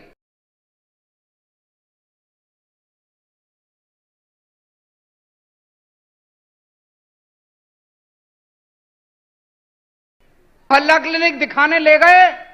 उन्होंने डॉक्टर से बात की, नर्स से बात की, सारा सिस्टम समझा और वापस आके उन्होंने उसको तेलंगाना में लागू किया। वो क्या नाम है उसका, बस्ती दवाखाना, बस्ती दवाखाना नाम से उन्होंने तेलंगाना में लागू किया। मुझे बहुत अच्छा लगा। तमिलनाडु के मुख्यमंत्री स्टैलिन साहब दिल्ली आए। उन्होंने हमारे स्कूल देखे। हमने दिल्ली में स्कूल बहुत शानदार कर दिए, सरकारी स्कूल जहां पे गरीबों के बच्चे पढ़ते हैं, रिक्शे वाले का बच्चा पढ़ता है, मजदूर का बच्चा पढ़ता है। अब दिल्ली के सरकारी स्कूल इतने अच्छे हो गए कि दिल्ली में लोग अपने बच्चों को प्राइवेट स्कूल से निकाल निकाल के सरकारी स्कूलों में भर्ती करा रहे हैं। बड़े बड़े प्राइवेट स्कूलों से निकाल निकाल के सरकारी स्कूलों में भर्ती करा रहे हैं। हमारे दिल्ली सरकार के स्कूलों के, दिल्ली के सरकारी स्कूलों के नतीजे 99.7% नतीजे आए हैं पिछले साल, 99.7। तो स्टैलिन साहब हमारे स्कूल देखने के लिए आए। वापस जाके उन्होंने अपने स्कूल ठीक किए और उन्होंने मुझे अपने स्कूल का उद्घाटन करने के लिए बुलाया। दोस्तों, मैं कई बार यह सोचता हूं, हमारे देश को आजाद हुए 75 साल हो गए, 75 साल, फिर भी हमारा देश गरीब क्यों रह गया? फिर भी हमारा देश पिछड़ा क्यों रह गया? हमारे बाद सिंगापुर आजाद हुआ, जापान सेकेंड वर्ल्ड वॉर में तहस नहस हो गया था, जापान हमसे आगे बढ़ गया, सिंगापुर हमसे आगे बढ़ गया, जर्मनी हमसे आगे बढ़ गया। हमारे में क्या कमी रह गई? हम पीछे क्यों रह गए? हम पीछे इसलिए रह गए क्योंकि जैसे भी मान साहब ने बताया, हमारे देश की राजनीति बहुत खराब है, हमारे देश के नेता बहुत खराब हैं। पहली बार इस देश के अंदर एक उम्मीद की किरण जागने लगी है। इस देश के अंदर कुछ मुख्यमंत्री एक साथ आ रहे हैं, कुछ नेता, अखिलेश यादव जी जैसे नेता एक साथ आ रहे हैं, और अब हम सब मिलकर इस देश के विकास की चर्चा कर रहे हैं। हम सब मिलकर अब राजनीति की चर्चा नहीं करते।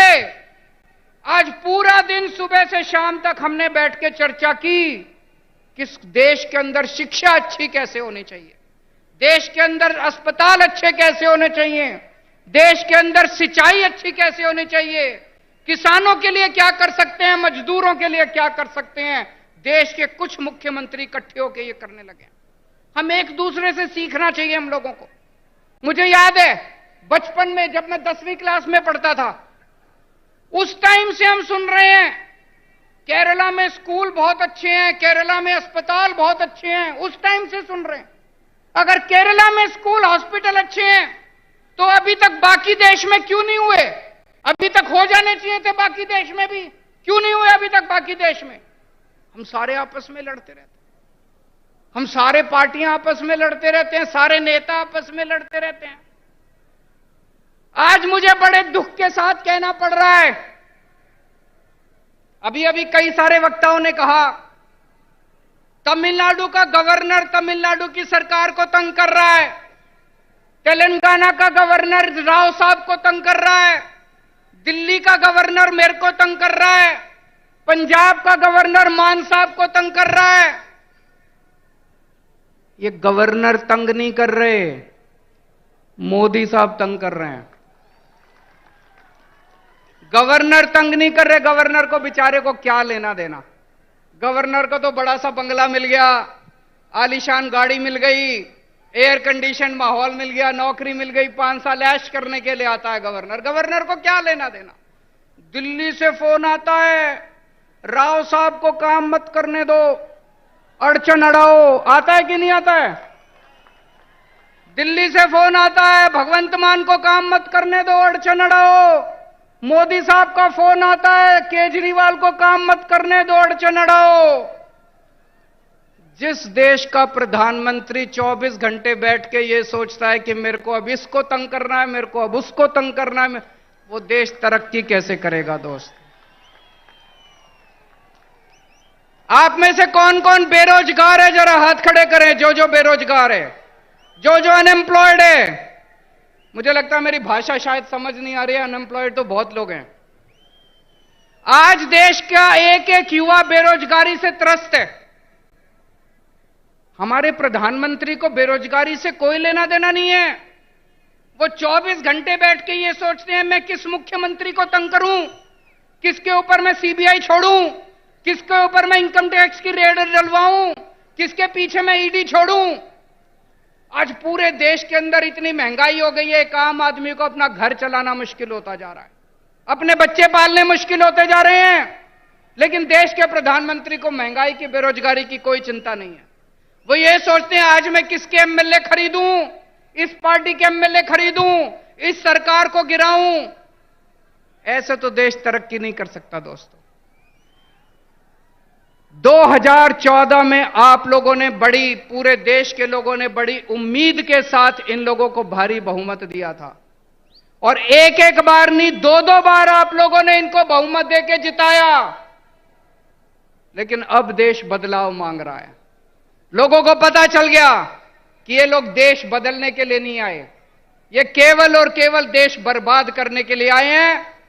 2024 का चुनाव आपके लिए एक मौका है। अब 10 साल हो गए और कितना इंतजार करेंगे?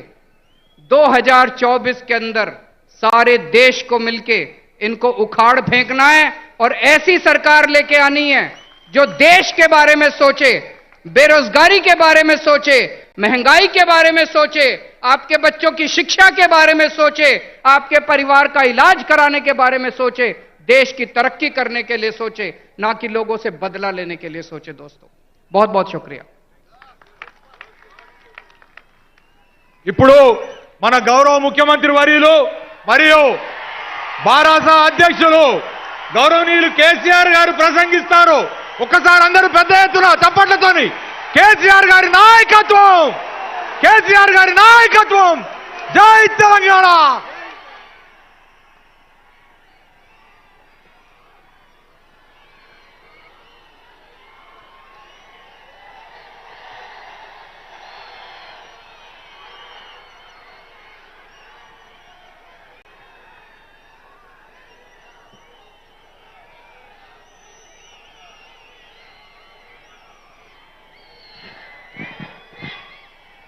గౌరవనీయులు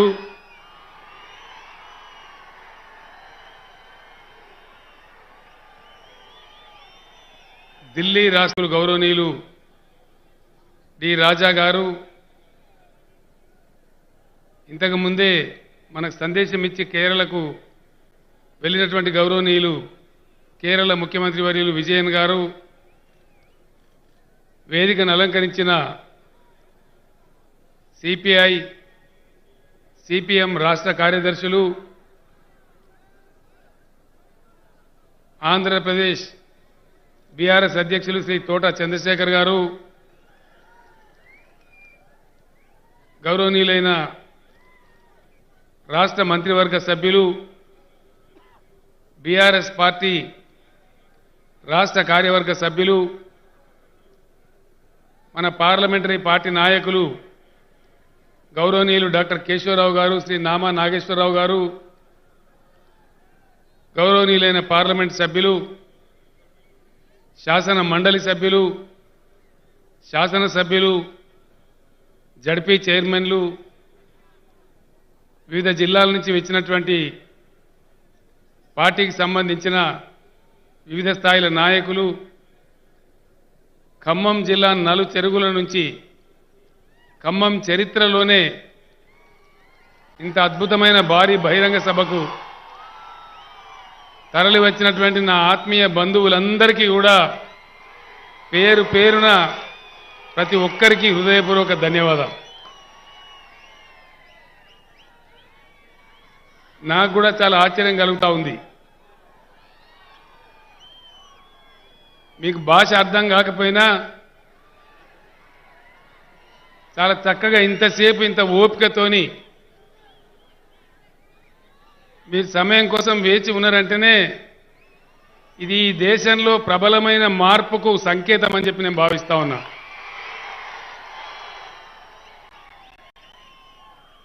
మన బీఆర్ఎస్ సంగతి, నా సంగతి నేను తర్వాత చెప్తాను, మీ సంగతి ముందు చెప్తాను. ఇక్కడ మీ సంగతి అయిపోతే నా సంగతి తర్వాత. మన కొత్తగూడెంలో పోయి కేసీఆర్ గారు చాలా వరాలు ఇచ్చారు, ఖమ్మంలోనేమో జాతీయ పంచాయతీ పెట్టింది, మరి మా సంగతి ఏంటి అని మా సర్పంచ్లందరూ అనుకుంటారు. మన ఖమ్మం జిల్లాలో ఇప్పుడు 589 గ్రామ పంచాయతీలు ఉన్నాయి. ప్రతి గ్రామ పంచాయతీ కూడా ముఖ్యమంత్రి ప్రత్యేక నిధి నుంచి 10 లక్షల రూపాయలు ప్రత్యేకంగా నేను మంజూరు చేస్తా ఉన్నాను, మనవి చేస్తా ఉన్నాను. అదేవిధంగా ఖమ్మం రూరల్లో ఉన్నటువంటి పెద్ద తాండా కానీ, కల్లూరు కానీ, ఏదులాపురం కానీ, తల్లాడ కానీ, నేలకొండపల్లి కానీ 10,000 జనాభాకు మించి ఉండి ఇవి మున్సిపాలిటీలు కాకుండా ఉన్నాయి, మేజర్ గ్రామ పంచాయతీలుగా. వీటికి కూడా తలా 10 కోట్ల రూపాయలు మంజూరు చేస్తా ఉన్నాం. వీటి అభివృద్ధి కూడా మన ముఖ్యమంత్రి నేను మనవి చేస్తా ఉన్నాను. ఖమ్మం మున్సిపాలిటీని మంత్రి గారు అజయ్ గారు బాగా చక్కగా తీర్చిదిద్దారు. అప్పుడు తుమ్మల గారు ఉన్నప్పుడే కొంత కార్యక్రమం ప్రారంభమై వారి హయాంలో కొంత నడిచింది. అదే స్ఫూర్తితో అజయ్ గారు కూడా బాగా ముందుకు తీసుకెళ్తూ ఉన్నారు. అక్కడ సత్తుపల్లి మన వెంకటవీరయ్య గారి ఆధ్వర్యంలో సత్తుపల్లి మున్సిపాలిటీ కానీ ఇతర మున్సిపాలిటీలు మధిర కానీ వైరా కానీ ఇవన్నీ కూడా అభివృద్ధి కావాల్సినటువంటి అవసరం ఉంది. ఖమ్మం మున్సిపాలిటీకి ప్రత్యేకంగా మరొక 50 కోట్ల రూపాయలు ముఖ్యమంత్రి నిధి నుంచి నేను మంజూరు చేస్తూ ఉన్నాను. ఇక్కడ అజయ్ గారు నాకు పదే పదే చెప్తా ఉన్నారు, మునేరు నది మీద చాలా పాత బ్రిడ్జి ఉంది, దాన్ని రిప్లేస్ చేసి వెంటనే కొత్త బ్రిడ్జి నిర్మాణం కావాలని కోరుతూ ఉన్నారు. అది కూడా డెఫినెట్గా వెంటనే మంజూరు చేస్తామని కూడా నేను మనవి చేస్తూ ఉన్నాను. అదేవిధంగా ఇతర మున్సిపాలిటీలకు కూడా మధిర కావచ్చు, వైరా కావచ్చు, సత్తుపల్లి కావచ్చు, వీటికి కూడా తలా 30 కోట్ల రూపాయలు ప్రత్యేక నిధి నుంచి మంజూరు చేస్తాం. అక్కడ కూడా మంచి అభివృద్ధి కార్యక్రమాలు చేపట్టాలని నేను కోరుతూ ఉన్నాను. ఖమ్మంలో ప్రభుత్వ ఇంజనీరింగ్ కళాశాల కావాలని కూడా నాయకులందరూ అడుగుతా ఉన్నారు, మంత్రి గారు కూడా అడుగుతా ఉన్నారు. తప్పకుండా మన జేఎన్టీయూ ఆధ్వర్యంలో గవర్నమెంట్ ఇంజనీరింగ్ కాలేజీని కూడా కొత్త కోర్సులతోని ఖమ్మానికి మంజూరు చేస్తామని నేను మనవి చేస్తా ఉన్నా. ఇది మీ సంగతి అయిపోయింది. ఇంకేమైనా ఉందా?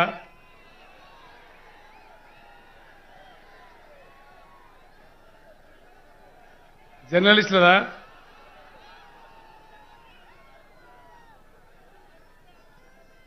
మీడియా ఆఫీస్ లేదా? జర్నలిస్టులకు ఇళ్ల స్థలాలు నేను జిల్లా అధికారులకు, జిల్లా మంత్రి గారికి, ప్రత్యేకించి ఆర్థిక మంత్రి హరీష్ రావు గారికి మనవి చేస్తా ఉన్నా. ఖమ్మంలో హెడ్ క్వార్టర్లో ఎంతమంది అయితే జర్నలిస్టులు ఉన్నారో ఆర్థిక మంత్రి గారిని ఎందుకంటే నేను ప్రత్యేకించి కోరుతున్నది, ఇది చాలా చైతన్యవంతమైన జిల్లా కేంద్రం. ప్రభుత్వ స్థలం ఉంటే సంతోషం, సరే సరి, లేకపోతే కొంత ల్యాండ్ అక్వైర్ చేసినా సరే ఆర్థిక మంత్రి గారు, స్థానిక మంత్రి గారు కోఆర్డినేట్ చేసి ప్రతి ఒక్క జర్నలిస్టుకు కూడా ఇళ్ల స్థలం వెంటనే ఒక నెల రోజుల లోపల మంజూరు చేయాలని చెప్పి కూడా ఈ సందర్భంగా కోరుతా ఉన్నాను. తప్పకుండా మీ హామీని కూడా నెరవేరుస్తాం. జర్నలిస్టులలో ఫోటో జర్నలిస్టులు కూడా ఉంటారు, కెమెరా జర్నలిస్టులు ఉంటారు. వాళ్ళని చిన్నచూపు చూడొద్దండి, వాళ్ళకు కూడా ఇవ్వాలని మనవి చేస్తా ఉన్నా. అందరినీ కూడా కవర్ చేయాలి. ఇప్పుడు ఇక దేశం సంగతి, బీఆర్ఎస్ సంగతి. ఒక విచిత్రమైనటువంటి పరిస్థితి. దయచేసి మన బాబు లులిపెట్టదా ప్లీజ్.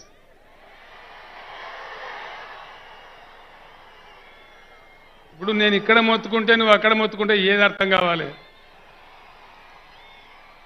నేను ఎక్కువ టైం కూడా తీసుకోను, 4 విషయాలు. ఎందుకంటే చాలా పేపర్లన్నీ కేసీఆర్ గారి అలా జాతీయ పాలసీ చెప్తామన్నారు. చెప్తాం జాతీయ పాలసీ, అది ఇంత పెద్ద సభలో చెప్పలేము. స్థూలమైన కొన్ని విషయాలు చెప్పి బీఆర్ఎస్ పాలసీ ఏంది, వైఖరి ఏంది, ఏం చేయబోతాం, ఈ దేశానికి బీఆర్ఎస్ ఏం మార్గనిర్దేశం చేస్తుంది, అది రాబోయే రోజుల్లో చాలా డీటెయిల్ డాక్యుమెంట్స్లో చెప్తాం. కానీ కొన్ని విషయాలు దయచేసి మనం చాలా ఖచ్చితంగా అర్థం చేసుకోవాల్సిన అవసరం ఉంది. ఒకటే ఒక మాట నా మనస్సును అనేక రోజులుగా కలిచివేస్తూ ఉంది, చాలా బాధ పెడతా ఉంది. నేను జర్నలిస్ట్ మిత్రులను కూడా కోరుతా ఉన్నా, దయచేసి మీరు కూడా గుండె మీద చేసుకొని ఆలోచన చేయాలి. రాజకీయాలు జరుగుతుంటాయండి, ఎవడో గెలుస్తాడు, ఎవడో ఓడుతాడు, ఏదో అయిపోతుంది. ఎందరు గెలవలేదు, ఎందరు ఓడలేదు, ఎందరు ఊడలేదు, అది పెద్ద ఇష్యూ కాదు. ఈరోజు మన భారతదేశం యొక్క, భారత సమాజం యొక్క లక్ష్యం ఏమిటి? ఏదైనా ఉన్నదండి లక్ష్యం? భారతదేశం తన లక్ష్యాన్ని కోల్పోయిందా? దారి తప్పిందా? బిత్తరపోయి గత్తరపడుతున్నదా? ఏం జరుగుతూ ఉంది ఈ దేశంలో? ఇది నా అంతరాత్మ నన్ను అనేక రోజులుగా కలిచివేస్తూ ఉన్నది. దయచేసి మనందరం కూడా చాలా సీరియస్గా ఆలోచించాల్సిన విషయం. ఎందుకంటే ఒకటే ఒక మాట నేను మన కొత్తగూడెంలో కూడా చెప్పినాను, మళ్ళీ ఈరోజు రిపీట్ చేస్తా ఉన్నా. దేశంలో ఎవరిని అడుక్కునే అవసరం లేనటువంటి, ఏ ప్రపంచ బ్యాంకు అప్పు తీసుకునే అవసరం లేనటువంటి, ఏ అమెరికా కాళ్ళు మొక్కాల్సిన అవసరం లేనటువంటి ఏ విదేశీయుల సహాయం అవసరం లేనటువంటి సహజ సంపద ఈ దేశ ప్రజల సొత్తు. లక్షల కోట్ల రూపాయల ఆస్తి ఉంది. ఏమైతా ఉంది ఇది? లేకపోతే భిక్షమెత్తుకుంటే పర్వాలేదు. ఉండి కూడా మనం ఎందుకు యాచకులం కావాలి? ఒక మాట దయచేసి అందరూ కూడా, నేను గౌరవ ఎమ్మెల్యేలతో ప్రతిసారి చెప్తా ఉన్నా, శాసనసభాపక్ష సమావేశాలలో, పార్లమెంటు సమావేశాలలో అనేక పర్యాయాలు చెప్తా ఉన్నా. అమెరికా మనకంటే 2.5 రెట్లు పెద్దగా ఉంటుంది. కానీ వానికి ఉన్న వ్యవసాయ భూమి 29%. చైనా మనకంటే 1.5 రెట్లు పెద్దగా ఉంటుంది. వాళ్ళకున్న వ్యవసాయ భూమి 16% మాత్రమే. మొత్తం భారత భూభాగం ఎకరాలలో కనుక కొలిస్తే 83 కోట్ల ఎకరాలు మన భారతదేశ భూభాగం. ఇందులో సరాసరి సగం 41 కోట్ల ఎకరాలు 50% సాగుకు అనుకూలమైన భూమి ఉంది.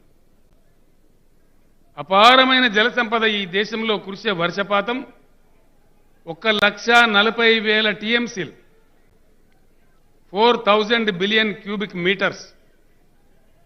4,000 బిలియన్ క్యూబిక్ మీటర్స్ అంటే ఇంటూ 35, 1,40,000 టీఎంసీల వర్షపాతం కురుస్తుంది.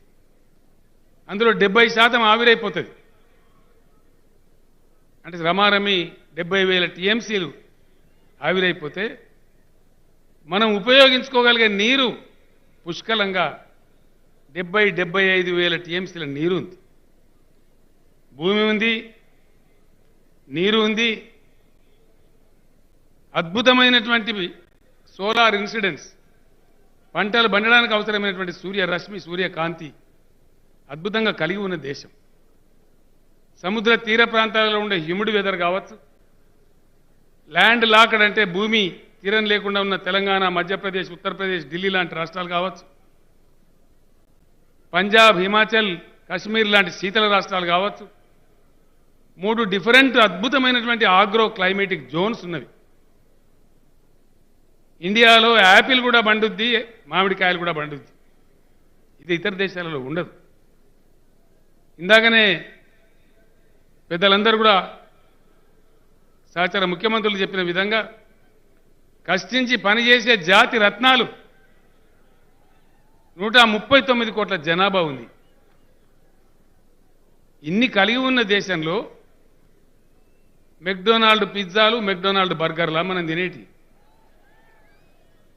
ప్రపంచానికే అద్భుతమైన ఫుడ్ చైన్ పెట్టి, అద్భుతమైన పంటలు పండించి, సాగునీళ్ళని పైకి తెచ్చి, దాని కనెక్టెడ్గా ఫుడ్ ప్రాసెసింగ్ ఇండస్ట్రీ పెట్టి, అందులో కోట్ల మందికి ఉద్యోగాలు కల్పించి, బెస్ట్ ఫుడ్ చైన్ ఆఫ్ వరల్డ్గా ఉండాల్సినటువంటి ఇండియా ఇలా కెనడా నుంచి కందిపప్పు దిగుమతి చేసుకుంటుందా? ఇంతకన్నా సిగ్గుచేటు ఇంకేమైనా ఉంటుందా? 1,00,000 కోట్ల రూపాయల విలువైనటువంటి ఆయిల్ను దిగుమతి చేసుకుంటామా? ఇది నిజం కాదా? ఇది మన అబద్ధమా? స్టోరీయా? నేను చెప్తున్న టీఎంసీల లెక్క నాది కాదు, కేంద్ర ప్రభుత్వం, central water commission of India చెప్పే లెక్క. ఇది ఆషామాషి వ్యవహారం కాదు.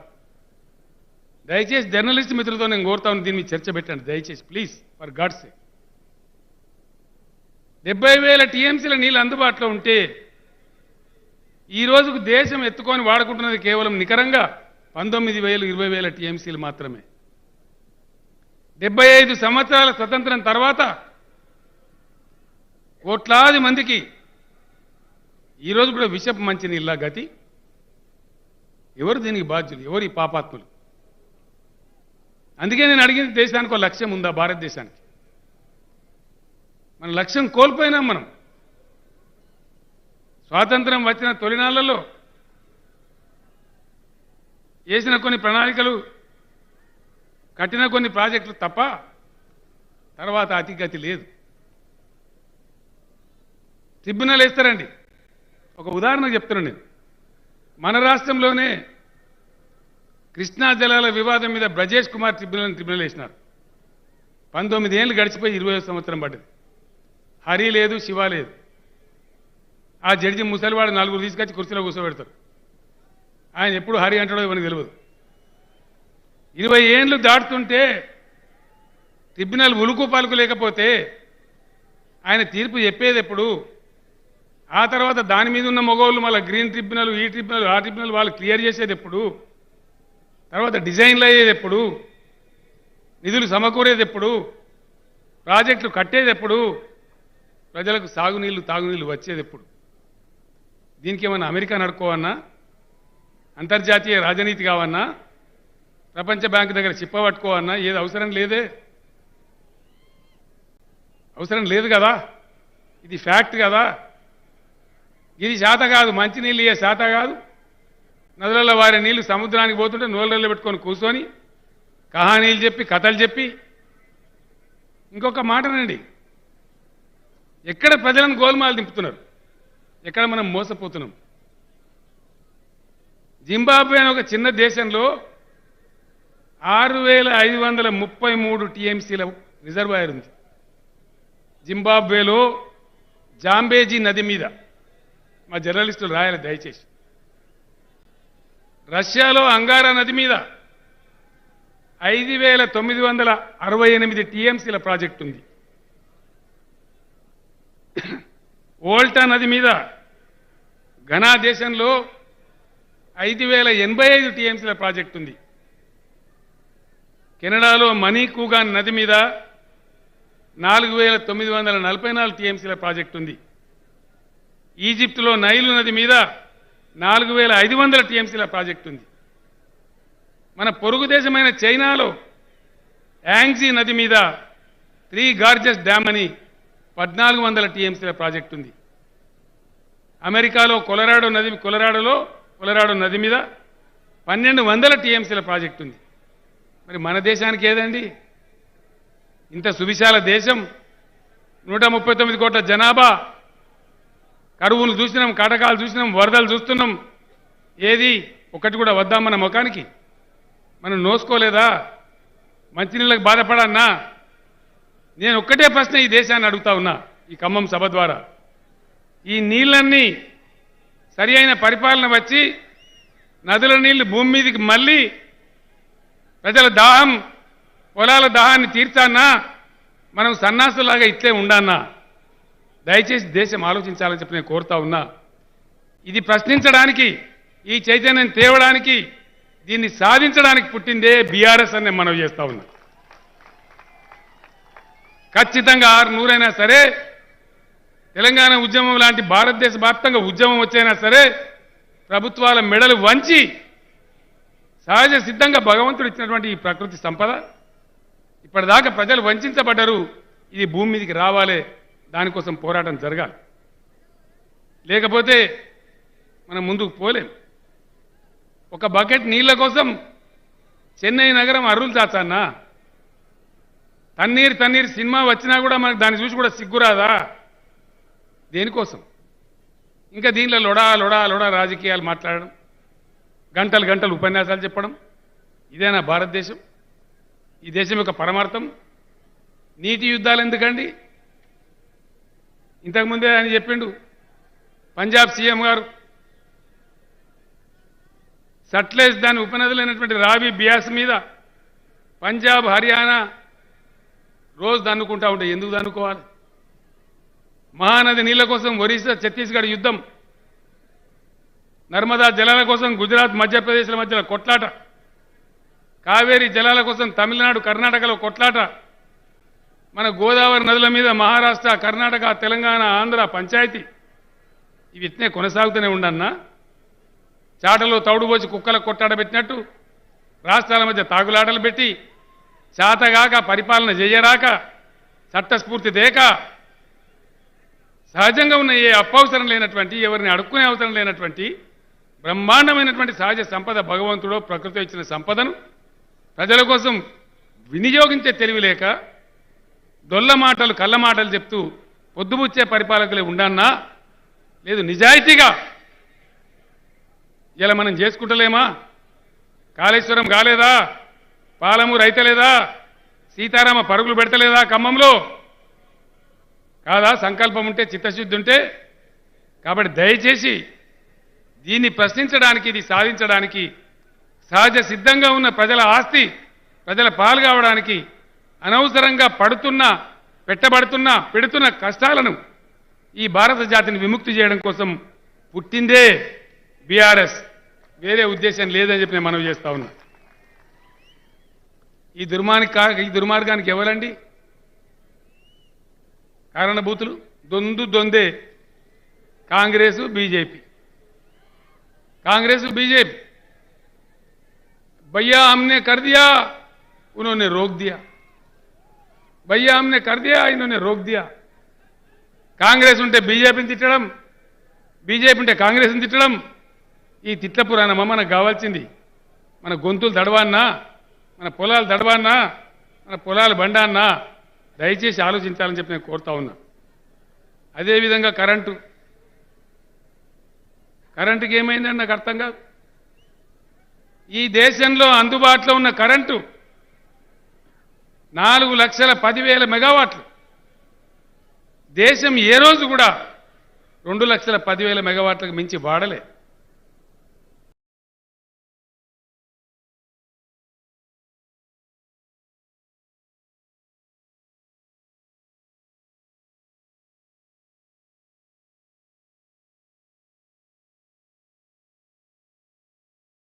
కరెంటు కోతలు అన్ని రాష్ట్రాల్లో ఒక్క తెలంగాణలో తప్ప ఎక్కడ కూడా 24 గంటల కరెంట్ ఇచ్చే పరిస్థితి లేదు.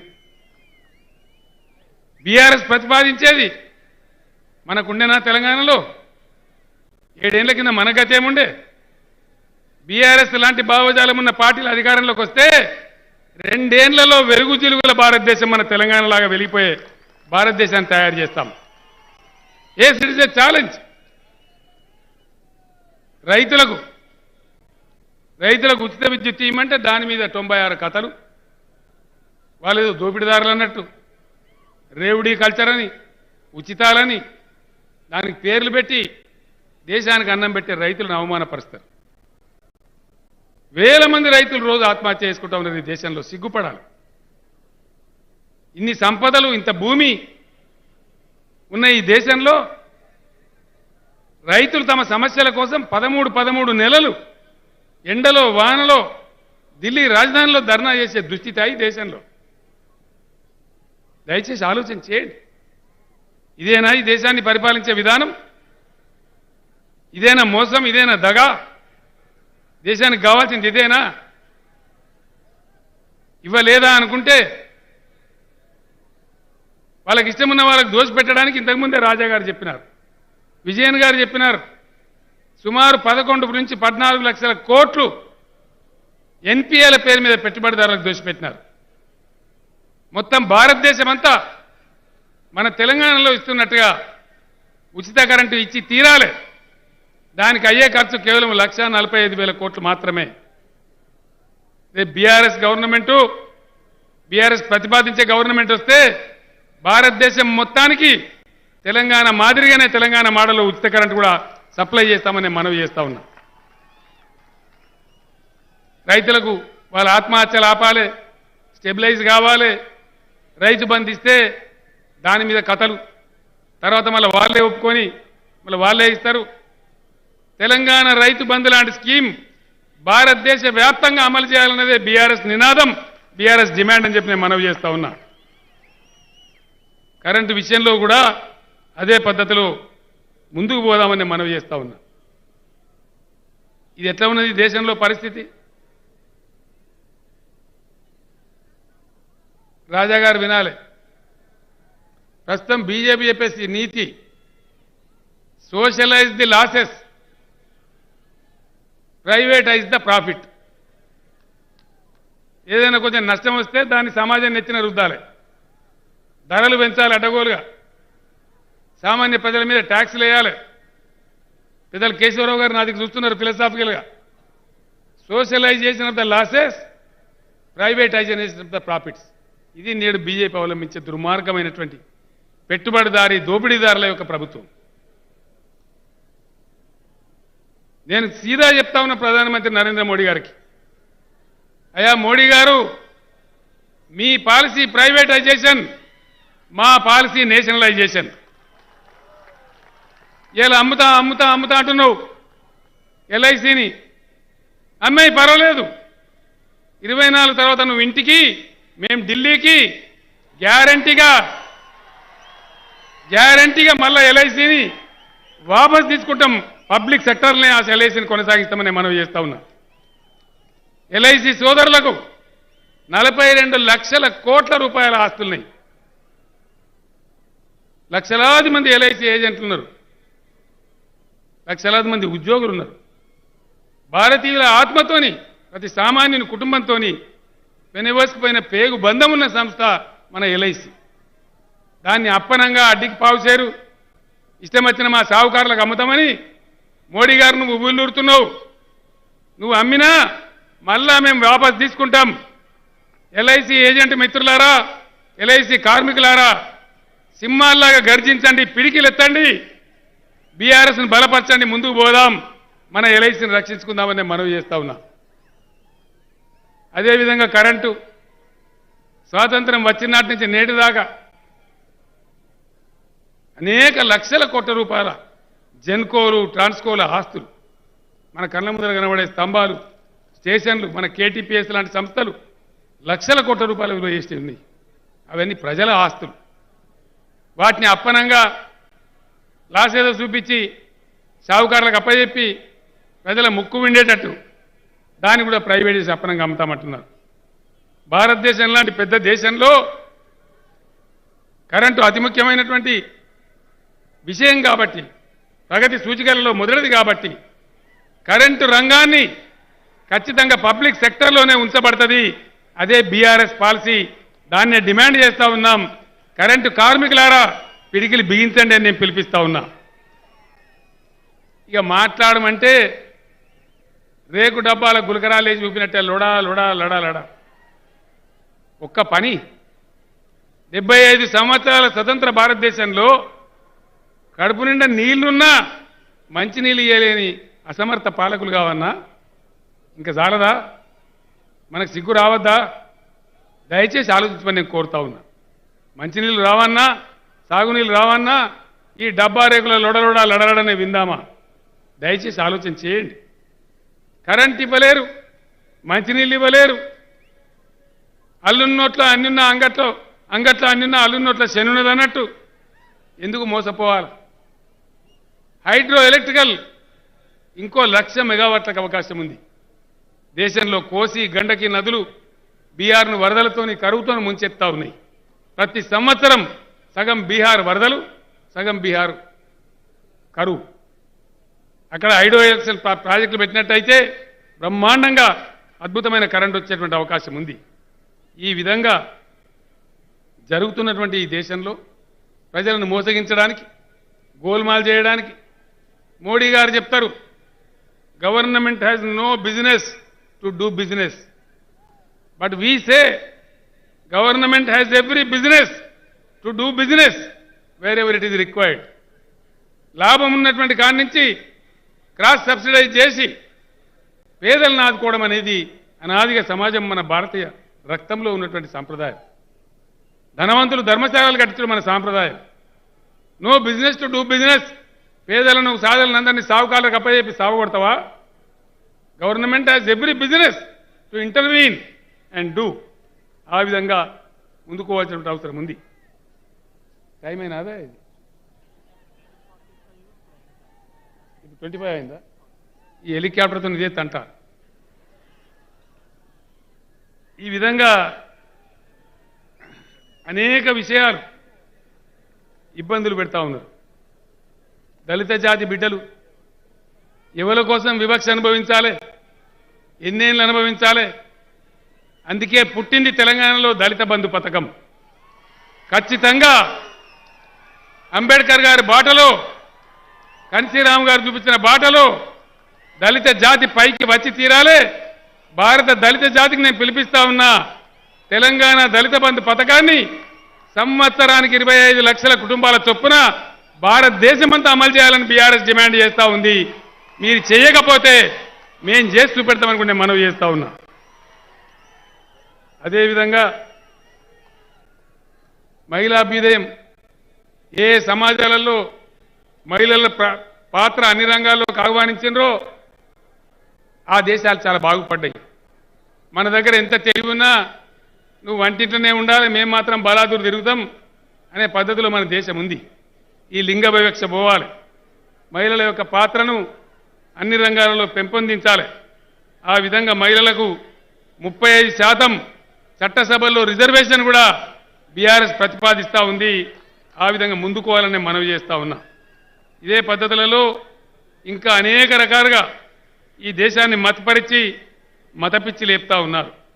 విశాఖ ఉక్కు కర్మాగారాన్ని నమ్ముతా అంటున్న మోడీ గారు, నేను మొన్ననే చెప్పిన, కొత్తగూడెంలో చెప్పిన, ఇంకో సభలో చెప్పిన, పర్వాలేదు నీ చేతుల అధికారం ఉన్నది అమ్మేయి, విశాఖ ఉక్కును ఎట్టి పరిస్థితుల పోనీయం, మళ్ళా తీసుకొని పబ్లిక్ సెక్టర్లో పెడతాం, ఇది మా వాగ్దానం అని కూడా చెప్తా ఉన్నాం. ఇప్పుడే మాన్ గారు చెప్పినారు, రైళ్లు పోయినాయి, విమానాలు పోయినాయి, సడకులు పోయినాయి, చివరికి వ్యవసాయాన్ని కూడా ప్రైవేట్ చేస్తారట.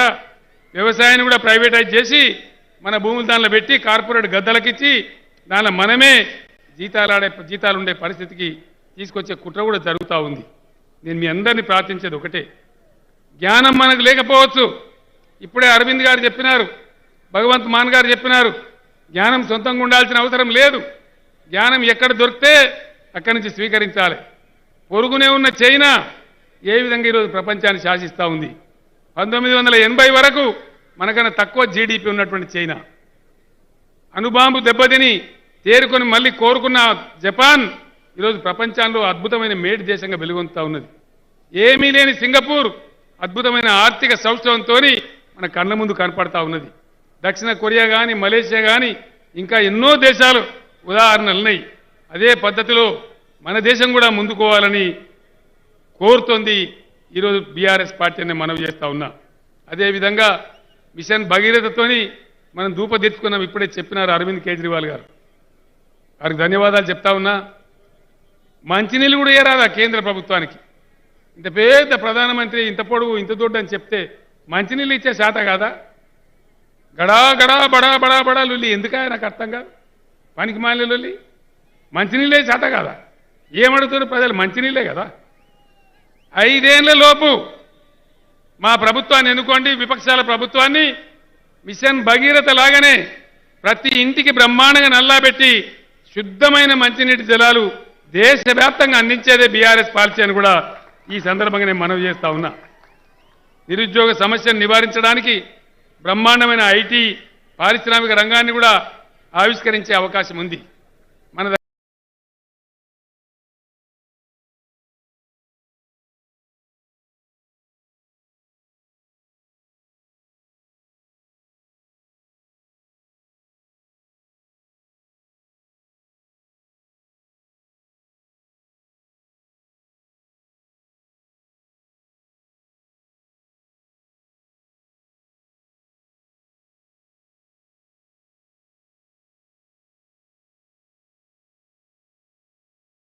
ఏ రకంగా ప్రతిపక్షాలను వేధిస్తున్నారో, ఏ రకంగా తమ వైఫల్యాలను, తమ అసమర్థతను, తమ చేతగానితనాన్ని కప్పిపుచ్చుకోవడానికి ఈరోజు మత విద్వేష మంటలు లేపుతా ఉన్నారు.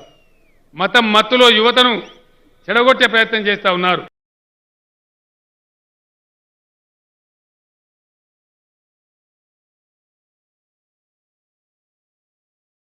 నేను ఒక్కటే మాట మనవి చేస్తా ఉన్నా, దయించి వేస్తుంటే ఎవరి కోసం మనం సహించాలి, ఎందుకోసం సహించాలి?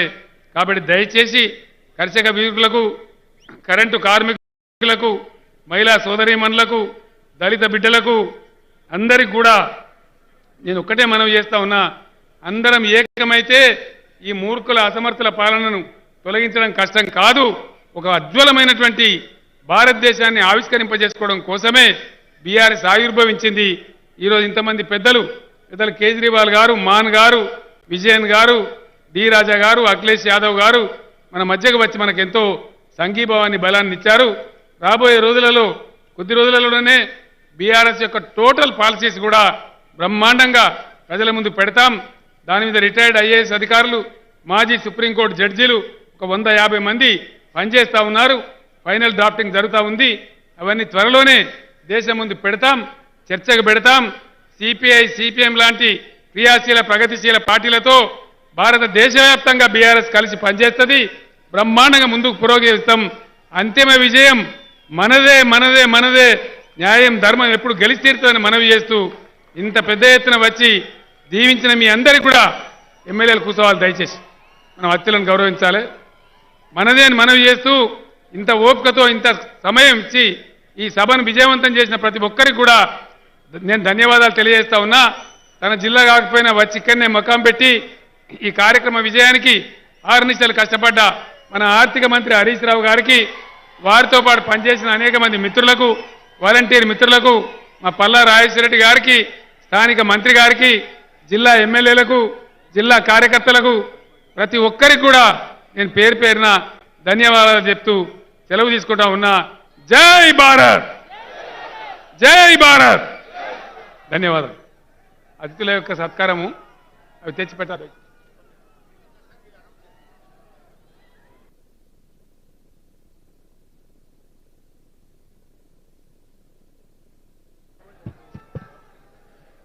ఇప్పుడు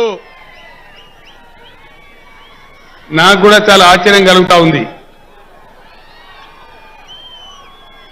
మీకు భాష అర్థం కాకపోయినా చాలా చక్కగా ఇంతసేపు ఇంత ఓపికతోని మీరు సమయం కోసం వేచి ఉన్నారంటేనే ఇది ఈ దేశంలో ప్రబలమైన మార్పుకు సంకేతం అని చెప్పి నేను భావిస్తా ఉన్నా.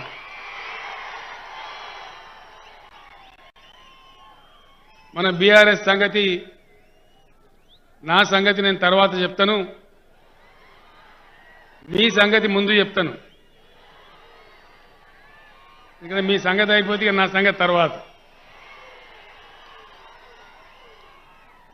మన కొత్తగూడెంలో పోయి కేసీఆర్ గారు చాలా వరాలు ఇచ్చారు, ఖమ్మంలోనేమో జాతీయ పంచాయతీ పెట్టింది, మరి మా సంగతి ఏంది అని మా సర్పంచ్లందరూ అనుకుంటారు. మన ఖమ్మం జిల్లాలో ఇప్పుడు 589 గ్రామ పంచాయతీలు ఉన్నాయి. ప్రతి గ్రామ పంచాయతీ కూడా ముఖ్యమంత్రి ప్రత్యేక నిధి నుంచి 10 లక్షల రూపాయలు ప్రత్యేకంగా నేను మంజూరు చేస్తా ఉన్నాను, మనవి చేస్తా ఉన్నాను. అదేవిధంగా ఖమ్మం రూరల్లో ఉన్నటువంటి పెద్ద తాండా కానీ, కల్లూరు కానీ, ఏదులాపురం కానీ, తల్లాడ కానీ, నేలకొండపల్లి కానీ 10,000 జనాభాకు మించి ఉండి ఇవి మున్సిపాలిటీలు కాకుండా ఉన్నాయి, మేజర్ గ్రామ పంచాయతీలుగా. వీటికి కూడా తలా 10 కోట్ల రూపాయలు మంజూరు చేస్తా ఉన్నాం. వీటి అభివృద్ధి కూడా మన ముఖ్యమంత్రి మేము మనవి చేస్తా ఉన్నాను. ఖమ్మం మున్సిపాలిటీని మంత్రి గారు అజయ్ గారు బాగా చక్కగా తీర్చిదిద్దారు. అప్పుడు తుమ్మల గారు ఉన్నప్పుడే కొంత కార్యక్రమం ప్రారంభమై వారి హయాంలో కొంత నడిచింది. అదే స్ఫూర్తితో అజయ్ గారు కూడా బాగా ముందుకు తీసుకెళ్తూ ఉన్నారు. అక్కడ సత్తుపల్లి మన వెంకటవీరయ్య గారి ఆధ్వర్యంలో సత్తుపల్లి మున్సిపాలిటీ కానీ, ఇతర మున్సిపాలిటీలు మధిర కానీ, వైరా కానీ ఇవన్నీ కూడా అభివృద్ధి కావాల్సినటువంటి అవసరం ఉంది. ఖమ్మం మున్సిపాలిటీకి ప్రత్యేకంగా మరొక 50 కోట్ల రూపాయలు ముఖ్యమంత్రి నిధి నుంచి నేను మంజూరు చేస్తూ ఉన్నాను. ఇక్కడ అజయ్ గారు నాకు పదే పదే చెప్తా ఉన్నారు, మునేరు నది మీద చాలా పాత బ్రిడ్జి ఉంది, దాన్ని రిప్లేస్ చేసి వెంటనే కొత్త బ్రిడ్జి నిర్మాణం కావాలని కోరుతూ ఉన్నారు. అది కూడా డెఫినెట్గా వెంటనే మంజూరు చేస్తామని కూడా నేను మనవి చేస్తా ఉన్నాను. అదేవిధంగా ఇతర మున్సిపాలిటీలకు కూడా మధిర కావచ్చు, వైరా కావచ్చు, సత్తుపల్లి కావచ్చు, వీటికి కూడా తలా 30 కోట్ల రూపాయలు ప్రత్యేక నిధి నుంచి